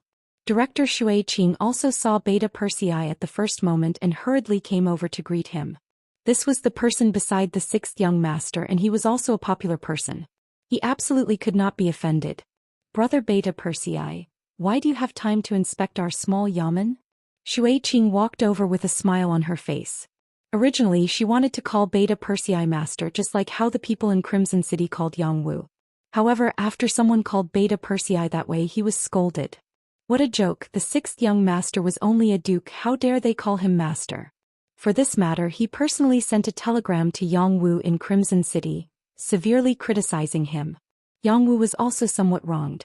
He did not request to be called Master Yang Wu, but the people below took the initiative to call him Master Yang. However, even with Beta Persei's angry reprimand, Yang Wu also asked everyone in Crimson City to call him Yang Wu in the future. If not, they could call him Brother Yang Wu. Anyway, Master Yang Wu was not allowed. Whoever called him that could only be punished. After seeing Shui Qing, Beta Persei also asked with a smile on his face with concern, "How is it? Is everything normal here? Did anyone come to make trouble?" "Why would anyone come to make trouble? This is the beginning city. Are the patrols that can be seen casually on the streets useless?" Shui Qing pursed her lips and chuckled. Beta Persei also chuckled. The safety of the beginning city had always been the most important. Even if it had begun to snow, the security and defense of the city was still the same as usual. Every 10 minutes or so, a patrol of at least 10 people would appear on the streets. Not only that, the streets in the city had always been very clean. Even if the heavy snow was still falling, the snow that had covered the ground a moment ago would be swept out in the next moment. This showed how frequent the patrols were. The beginning city was surrounded by grasslands and was surrounded by Mongolians. The slightest carelessness might cause unknown things to happen. In order to achieve a deterrent effect, the patrols on the streets were more frequent. By the way, how's the recruitment today? How many good seedlings are there? Beta Persei didn't dwell on the issue of public security. Instead, he asked about the recruitment of the publicity department. Shui Qing knew that this was probably the sixth young master's intention. He wanted to find out more about them, so she answered truthfully, "The situation isn't too good. Although there are quite a lot of people here, most of them aren't in good condition, especially their skin. Perhaps it's because of the climate and environment, most of them are too rough and dark. I'm not discriminating against them, but since they're performing for everyone, they should at least look pleasing to the eyes. It's better to avoid those who don't look interesting at first glance." After saying this, Shui Qing made a gesture of touching her forehead. "Well, after being busy for more than an hour, we only found 3 good seedlings." After saying this, she handed a roster to Beta Persei. Due to their relationship with Yang Chendong, the people of Xianxia were more used to using hours instead of hours when talking about time. However, they only found 3 suitable people in more than an hour. This was indeed a lot of pressure for the publicity department that had to recruit 200 students. Beta Persei pretended not to care and took a look at the roster. The name of the last of the 3 recruited people, Kikij, came into his eyes. "Chichiga, that's a nice name." He still asked as if he didn't know anything about it. It had to be said that after being by Yang Chendong's side for a long time, Yang Heir had learned to do things in a roundabout way. He had also learned some methods. If it was in the past, he might have directly asked questions. Yes. Speaking of Kikij, Shui Qing seemed to be very interested. "I don't know how this girl takes care of herself. Her skin is good and she has a good dancing foundation. She's a talent that our publicity department urgently needs. You haven't seen her, but even if she wore the most simple clothes, you can still see that she's a delicate flower." Shui Qing said unintentionally, or rather she said it as if she was showing off. When Tiger's Mane heard everything, he was even more certain that the girl he saw should be Kikij. This was because when he entered the big house, He observed that there were many girls who came and they were all dressed in colorful clothes. He thought that on such an occasion, they would wear the most beautiful clothes and leave the best first impression for others. Kikij did not wear any colorful clothes. Perhaps it was because of her personality, or perhaps that was the best she had. Unfortunately, Kikij was too happy. After knowing that she was chosen, she left in a hurry and did not even leave an address.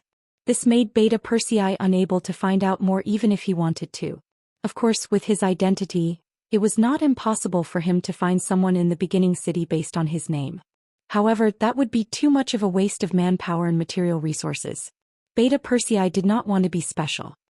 He thought that since this girl would come to work in the publicity department as long as he had the heart, would he be afraid that he would not have the opportunity to see her?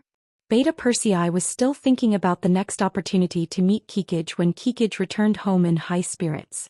However, as soon as she entered the room, she saw her brother, Batu, squatting on the ground and her mother, Batama, comforting him.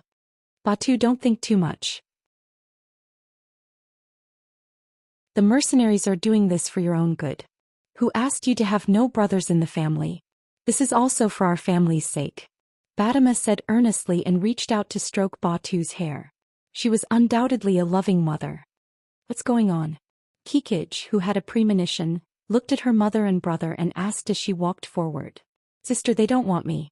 They said that I'm the only son in the family. When Batu heard his sister's voice, he quickly raised his head. When he looked at Kikij, his eyes were full of grievances. If Batu's performance was not good enough and his physical fitness was not strong enough, it might still be sad, but it was also difficult for Batu to accept. However, he passed the basic physical fitness assessment and even got a good result in his equestrian performance. However, when they finally investigated his family situation and learned that he was the only son, they directly rejected him. According to the mercenary examiner, it was too dangerous for the only son to go to the battlefield. They could not use the future of a family as an excuse. Logically speaking, these words were really for the sake of these Mongolian youths. The mercenaries didn't want to end the bloodline of these youths.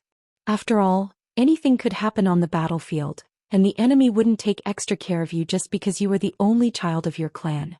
However, the situation of Batu's family needed to be changed urgently, especially his mother's illness. He had to find a way to treat it as soon as possible. If he could not join the army, what else could he do?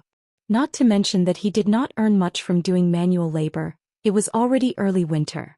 What else could he do? Batu was a filial child. He was anxious to rely on his own efforts to change his family. In his opinion, this was what an indomitable man should do. Kikij was also shocked by this statement. Her brother woke up very early today, even earlier than her sister who had to wake up to make breakfast. His eagerness to join the army was already very obvious. She originally thought that her brother was tall and strong. He would definitely be a good seedling if he joined the army. However, she did not expect that he would be rejected with such a reason. This was really unexpected. How about little brother not join the army? I have already been chosen to join the publicity department. In the future, I will have a salary of 10 taels of silver a month. Our family's situation will slowly change. The originally good news, now that it came out of Kikij's mouth, it did not seem that surprising anymore. But, sister, have you been chosen? That's great.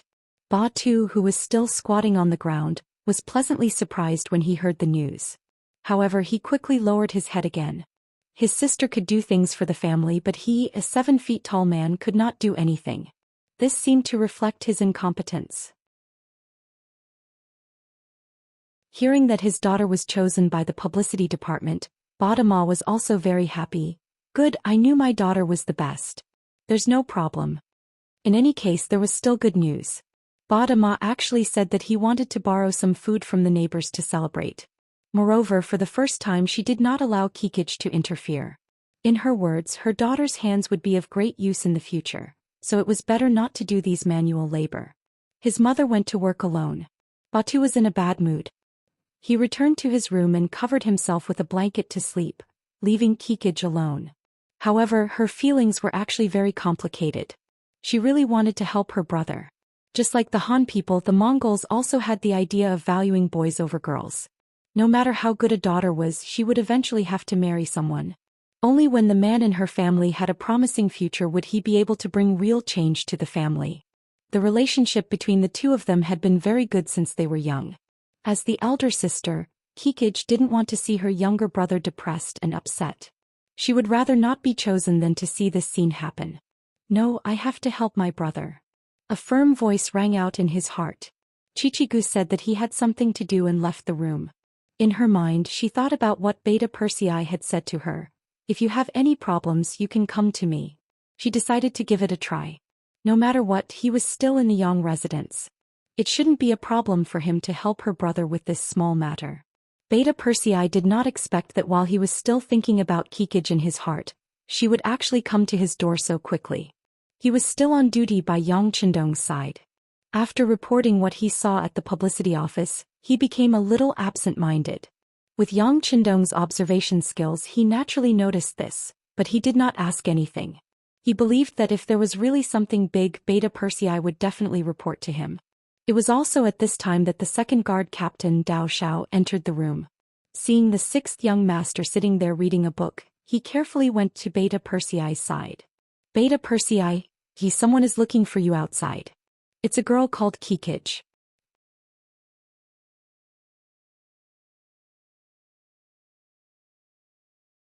Chapter 755. Originally Yang Heir still looked listless. Looking at the situation he wanted to ask who was looking for him, but when he suddenly heard Chichiji's name, he didn't even report to Yang Qindong. Instead he rushed out of the house and disappeared without a trace. What's going on? Yang Qindong noticed Beta Persei's abnormal behavior.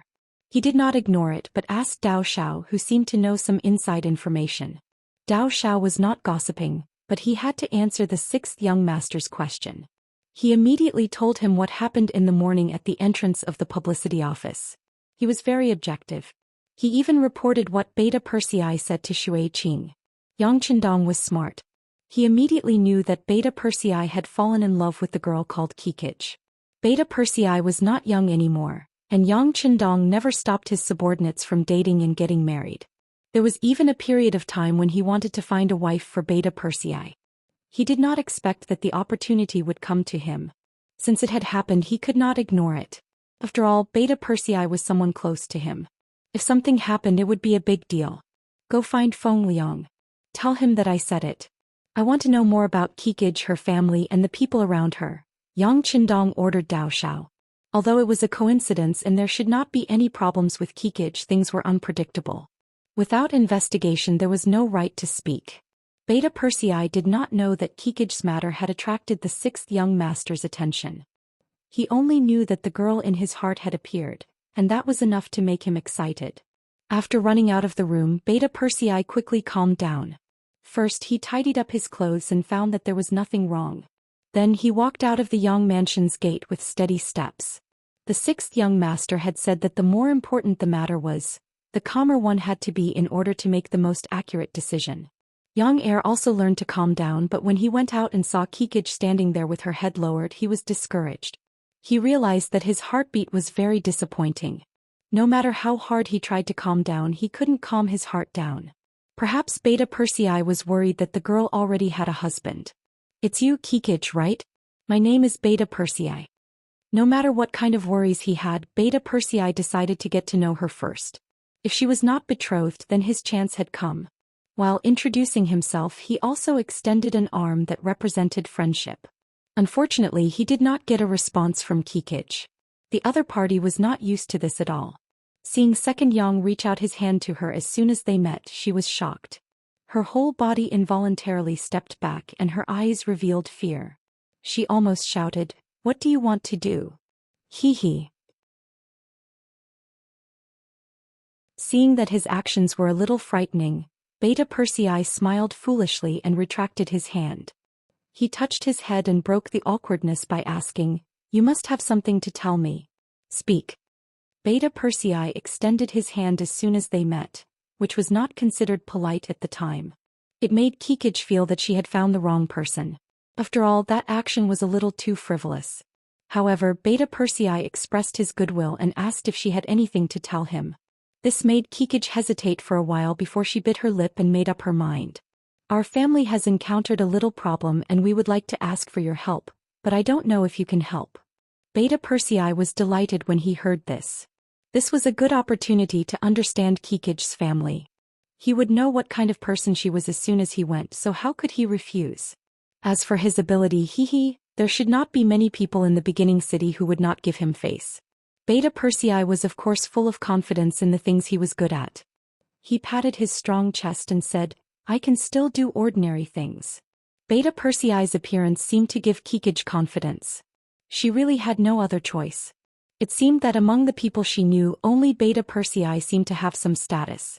Well, it's about my younger brother. His name is Ba Tu. In the end, Kikij told Beta Persei about the family matters, but it was only limited to her younger brother. She did not tell him about her mother's illness and poor health. It was the first time they met, so it would be rude to tell him everything. Beta Persei listened carefully. At this time he felt that Kikij's voice was so pleasant to the ear. Even though she was a little pouting when she spoke Chinese and was not even fluent, he felt that it was nice to hear. Perhaps this was what it meant by beauty is in the eye of the beholder. Kikij finished speaking very quickly, but when she saw that Beta Persei was still listening carefully, she could not help but ask anxiously, Are you listening? Oh, I'm listening. Beta Persei quickly returned to his body and nodded. The younger brother you mentioned has good physical fitness. He's already an adult, right? But because he's the only son in the family, he can't join the army, right? Yes, that's it. Do you have any ideas? After listening, Kikij's hopeful eyes fell on Beta Persei. Beta Persei enjoyed this kind of gaze very much, but he also felt a lot of pressure. This was the time to show his ability. If he did not perform well, he was afraid that there would be no chance for what would happen next. With Beta Persei's identity, if he greeted the conscription office, the problem of Ba Tu joining the army would definitely be solved in the most appropriate way, and even the best arrangements would be made. After all, he was one of the people around the sixth young master, so he definitely had some face. However, after following Yang Chendong for a long time, Beta Persei trusted his eyes more than his ears. He decided to take a look at Ba Tu personally to see if he was really as tall and strong as Kikij said. Of course, no one knew if he would take this opportunity to understand Kikij's family situation. How about this, can I meet your brother? If he's really as good as you said, then I should be able to help. Beta Persei did not immediately make a promise. Instead, he wanted to understand the situation before making a decision. Kikij hesitated. She was not worried about Beta Persei's ability. After all, they were at the entrance of the Yang mansion where he came from. Would the people around the god of war and the messenger of Tingri be bad people? She was only worried about the situation at home. For some reason she did not want Beta Persei to see the situation at home. What's wrong? Is there a problem? Seeing that Kikij did not immediately agree, Beta Persei asked. Logically speaking, since he had agreed to help, the other party should be happy and should immediately lead the way. Could it be that there was something that was hard to say? Or was it that she was already married, and if she brought another man home, others would gossip about her? No problem. Kikij bit her lips again and said. Then, as if she had made some kind of decision, she said, I'll take you to my house to see my brother. In Kikij's heart, there was nothing more important than her brother's matter. Hey, wait for me. Beta Persei's heart also settled down. Then he chuckled and turned to the sentinel standing guard at the entrance of the Yang mansion and said, Go and call out Ba Daojiang's group of brothers. Also, send someone to tell Captain Dao Xiao that I'm going out to handle some personal matters. As one of Yang Chendong's people, Beta Persei had to inform him wherever he went, even if it was not a matter of freedom. Of course, there was no need to report to Yang Chendong and disturb the sixth young master when he went out to handle some personal matters. However, someone in the mansion had to know. The sentinel was also a soldier of the guards. Seeing that it was Beta Persei who had spoken, he immediately agreed and turned to enter the mansion. Not long after, Ba Daojiang led 5 guards out of the mansion and came to Beta Persei's side. Ba Daojiang is ordered to lead the soldiers to report to Beta Persei. As soon as Ba Daojiang appeared, he saluted and said seriously. This was not Beta Persei putting on airs, but doing things according to the rules set by Yang Chendong. The rules required that no one was allowed to act alone when they went out. There had to be at least 4 to 6 people. This was also for their safety. Although the security in the first city seemed to be very good, this was a new city after all. There were many Mongolians in the city. If they were not careful, wouldn't they be asking for trouble if there were any losses? Ba Daojiang had a total of 6 people behind him. Beta Persei turned to look at Kikij and said in a gentle tone, "Okay, you lead the way." Seeing that Second Yang was able to bring 6 soldiers with him just by saying a few words, and they were all from the Yang residence, Chichigu thought even more highly of Second Yang's ability. He nodded and said, "All right, follow me. However, my home is a bit far from the city. I'm afraid it's a bit far." "It doesn't matter. We don't have any other abilities, but we're not afraid of being tired." Beta Persei patted his chest and said. Kikij did not lie. They walked for nearly 2 hours. He did not know how a girl like her walked from her house to the Yang mansion's entrance alone. When Kikij finally stopped in front of an extremely ordinary-looking door, Beta Persei knew that they had finally arrived. He could not help but curse in his heart. "It seems that I have to ride here next time. The distance is indeed a little too far." In fact, in the first city, people were not allowed to ride horses on the streets without special reasons. Firstly, it was easy to collide with people on horseback. Secondly, horses had horse dung, which would increase the difficulty of cleaning the clean streets in the city. But riding a bicycle was different. It was clean and fast. Of course, other than Beta Persei and the others, it would not be so easy for ordinary people to get a bicycle. When they finally arrived at the door of Kikij's house, Beta Persei's expression became much more solemn. He even tried to squeeze out more smiles on his face. He wanted to leave a good first impression.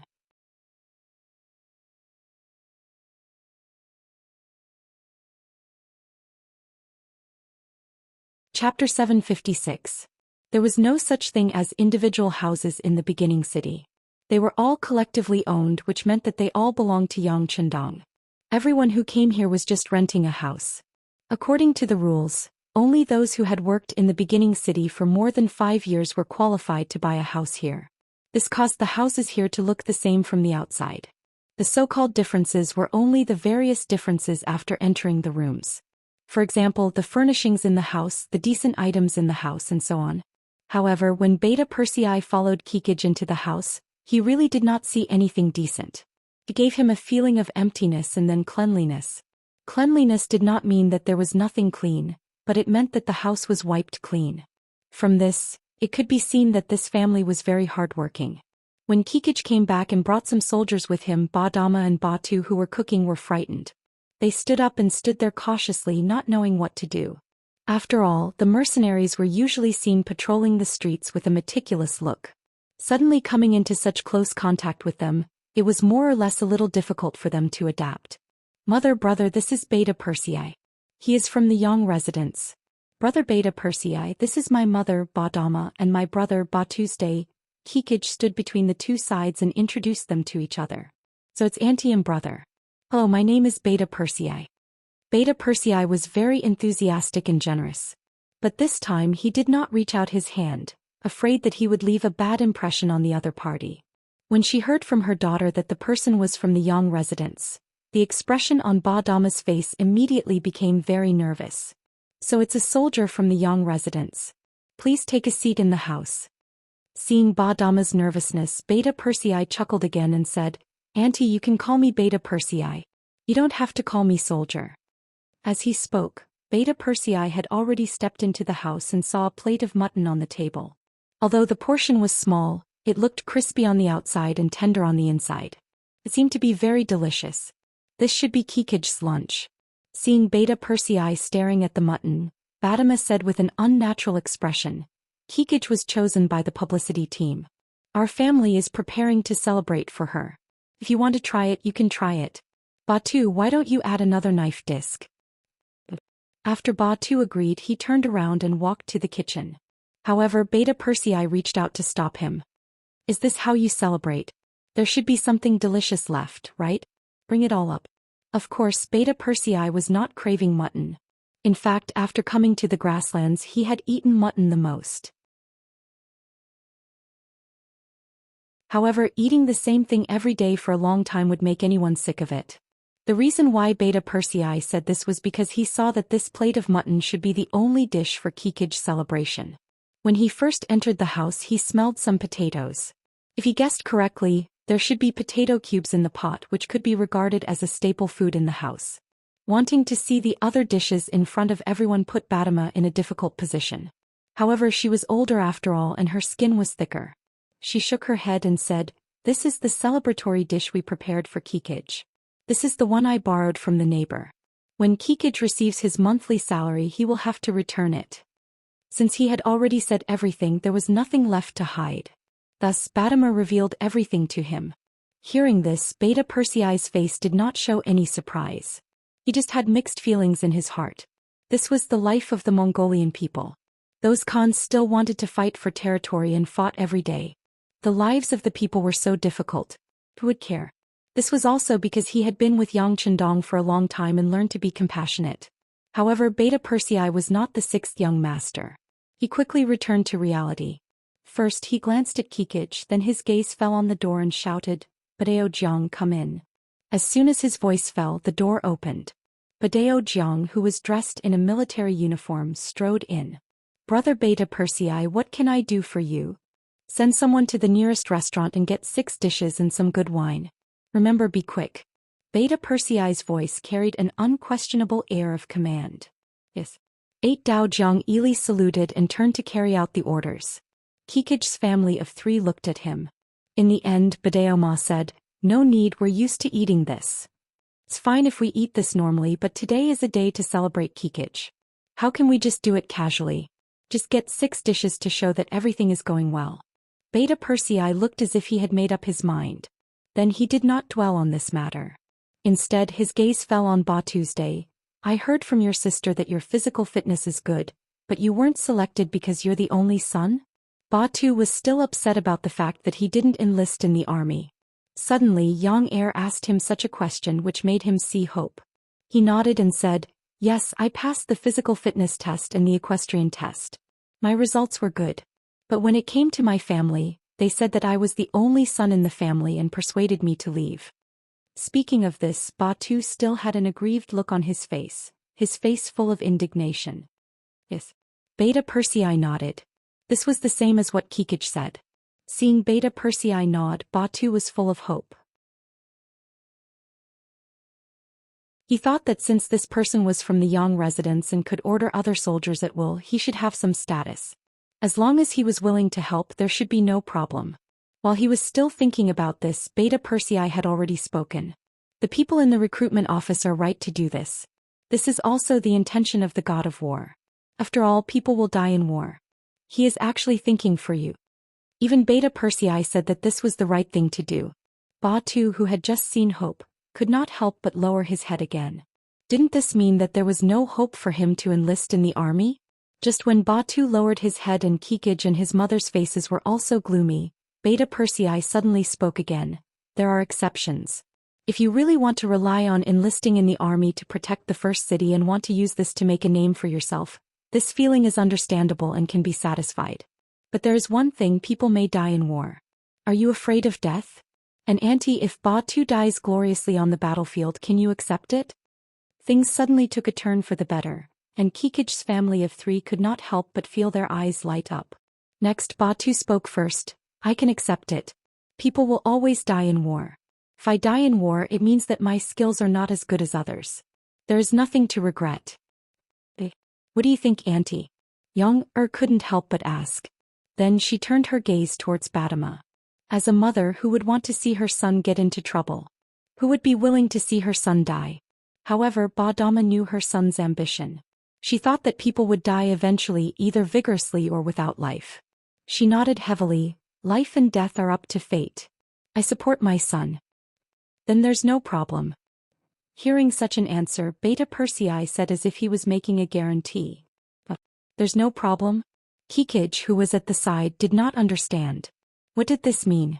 Could it mean that Ba Tu could enlist in the army? Not only Kikij, but Badama and Ba Tu also looked at Beta Persei with a puzzled expression. He had to add, "How about this? I'll take Ba Tu to the recruitment office in a while. As long as he passes the previous physical fitness and equestrian assessment, then he can enter the barracks in the afternoon. But for the 1 to 3 months of recruit training, I'm afraid you won't be able to meet him. That's a closed training, so you have to be mentally prepared in this regard." "It's okay, I can bear it." As if afraid that Beta Persei would go back on his word, Ba Tu hurriedly shouted. At this time he could not wait to go to the barracks with Beta Persei immediately. As for whether he would eat or not, it did not matter. There's no hurry. The food will be delivered soon. We'll go after eating. Young Heir chuckled. At this moment Kikij also laughed. From time to time her eyes would look at Beta Persei.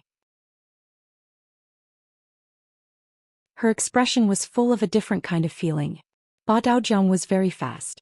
After a while he returned with 6 dishes. 4 of them were meat, 2 were vegetables and a large pot of white rice. Kikij did not know how long it had been since she had such a sumptuous lunch.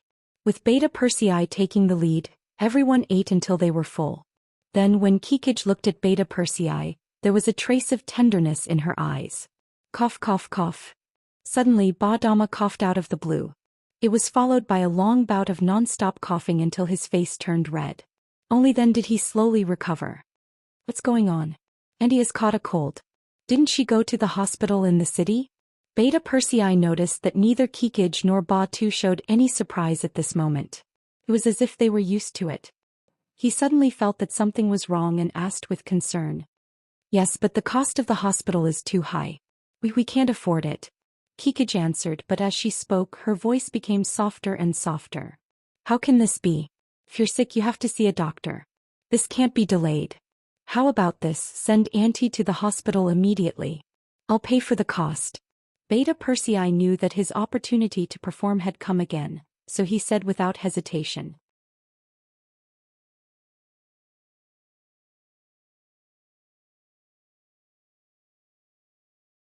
Chapter 757. How can we do that? We already owe you too much. Kikij's face turned red as she spoke.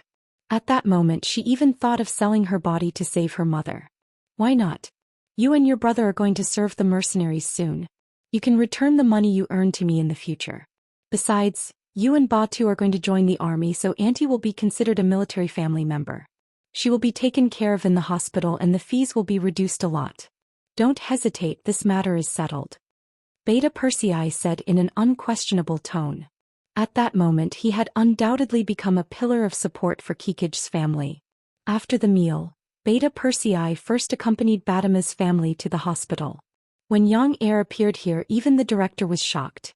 Then he found the best doctor. After seeing him he concluded that it was only caused by the cold. There was nothing wrong with him. He just needed to stay in the hospital and take medicine to recuperate for a while. At that moment, Beta Persei asked for a room to be admitted to the hospital. Naturally he was given the green light. Under the principle of special treatment, Badama was soon admitted to the hospital. Next, Beta Persei accompanied Ba Tu to the recruitment office. Since he had shown up, the officers there naturally obeyed. Ba Tu's name appeared on the recruits' roster and he was asked to arrange a place to live and receive the corresponding equipment. At this point he had done what he had promised. Kikij, who had been following beside him, also found that her mother and brother were not around. She was alone with Beta Persei. Ba Daojiang and the others naturally kept a certain distance from the two of them. Seeing that there was no one around, Kikij's face turned even redder. Thank you for everything you've done for our family. Hey, it's nothing. Since you think so highly of the mercenaries, it's only right that we do something for you. Beta Persei said casually. But after saying this his face turned a little red. He seemed to have thought of something but did not dare to say it out loud. What happened to you?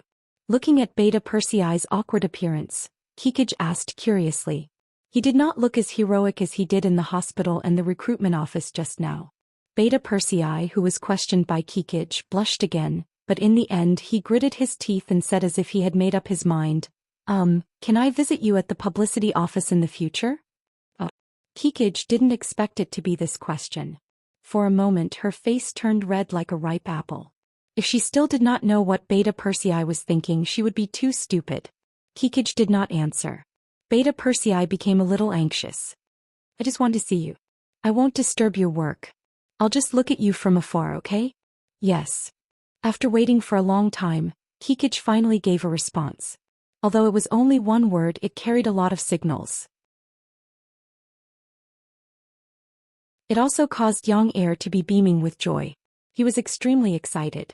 When it was time for dinner, Beta Persei returned to the Yang residence in high spirits. but found that Yang Qindong had not eaten yet and was waiting for him. He hurried over. "Young master, it's late. You should have dinner. I'm waiting for you. Let's eat together." Yang Qindong's voice was flat, but when he said that, Beta Persei felt that he had to obey. As Xianxia continued to expand, although Yang Qindong was only a young man in his 20s, the aura of a superior was very strong. It was no exaggeration to say that he already had the aura of a superior without being angry. Even in the face of the beaming emperor, he would not be afraid. The meal was served. It was only 4 dishes and 1 soup. Beta Persei accompanied Yang Qindong for dinner. After the things were taken away, Yang Qindong looked at Beta Persei. "Is there anything you want to say to me?" Knowing that nothing could escape the 6th young master's eyes, Beta Persei did not intend to hide anything. He told him everything that happened today from beginning to end. When he finished, he said shyly, "Young master, I like Kikij. I want to take her as my concubine." When he said that he wanted to take her as his concubine, Yang Qindong's originally calm expression showed a trace of appreciation. He had previously made a rule that the cold blade warriors and above could only marry Han women. No matter how good other women were, they could only be taken as concubines. For Beta Persei to say such words, it was obvious that he was following this rule. After knowing that Beta Persei had a sense of propriety, Yang Qindong had no intention of obstructing him. Instead, he nodded and said, "Okay, you can do as you see fit. How about this? Tell me what you've seen and learned from Kikij's family." After knowing that Yang Qindong would not obstruct him and Kikij, Beta Persei also became energetic. He immediately said in detail, "Young master, the Mongolian people are too poor. Not only do they not have enough to eat, but they also have no money to treat their illness. There should be many people like this in the beginning city." "That's right, the people are too poor. How about this? Pass down the order that all military families will have their rent reduced by half. In the future, they will be able to enjoy a 20% discount when buying rice and meat, and a 50% discount when treating illnesses. But you have to be careful that only 1 wife and 1 concubine of a mercenary warrior can enjoy this treatment. Those who marry several at once can forget about it." Yang Qindong could help others, but the premise was that others approved of him. If anyone who entered the beginning city could receive such treatment, not only would they need a lot of money as subsidies, but it would also be easy for others to take advantage of the loopholes. Being a mercenary was equivalent to facing life and death at any time.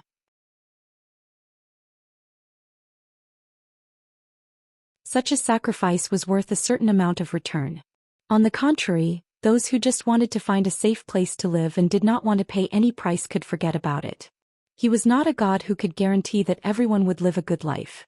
Even if he was a savior, he would only save those who needed to be saved and those who worked hard and contributed. Hearing Yang Qindong's actions, Beta Persei solemnly saluted Yang Qindong. This was his gratitude to the 6th young master on behalf of the mercenary families. The next morning, Yang Qindong's new order was spread to the entire city. Instantly, the entire city was in an uproar. Regardless of whether it was those who signed up to join the army or those who wanted to join the publicity department, there were more and more people. After all, as a military family, they had such generous conditions, so it was impossible for them not to join the army even if they wanted to. This kind of spontaneous behavior quickly allowed the publicity department to find 200 good seedlings, filling up the 6,000 slots of the recruitment office. Even so, who knew how many people were still racking their brains to join the ranks of the military? However, rules were rules. In the end, Yumian stood up and said that if they wanted to join the army, they would have a chance in the future and would not accept them for the time being.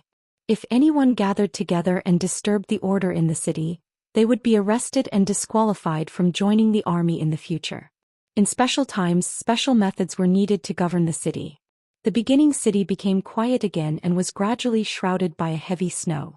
Just as it seemed calm and many forces on the grassland were hiding for the winter, 2 pieces of news came from the Security Bureau. The director of the Security Bureau of the beginning city, Feng Liang, appeared in the Yang residence. Sitting in a warm room with a stove wall, Yang Qindong carefully read the 2 pieces of news and put them aside. "Tell me, how do you feel?" Knowing that the 6th young master was testing him, Feng Liang pondered for a moment, organized his words and raised his head.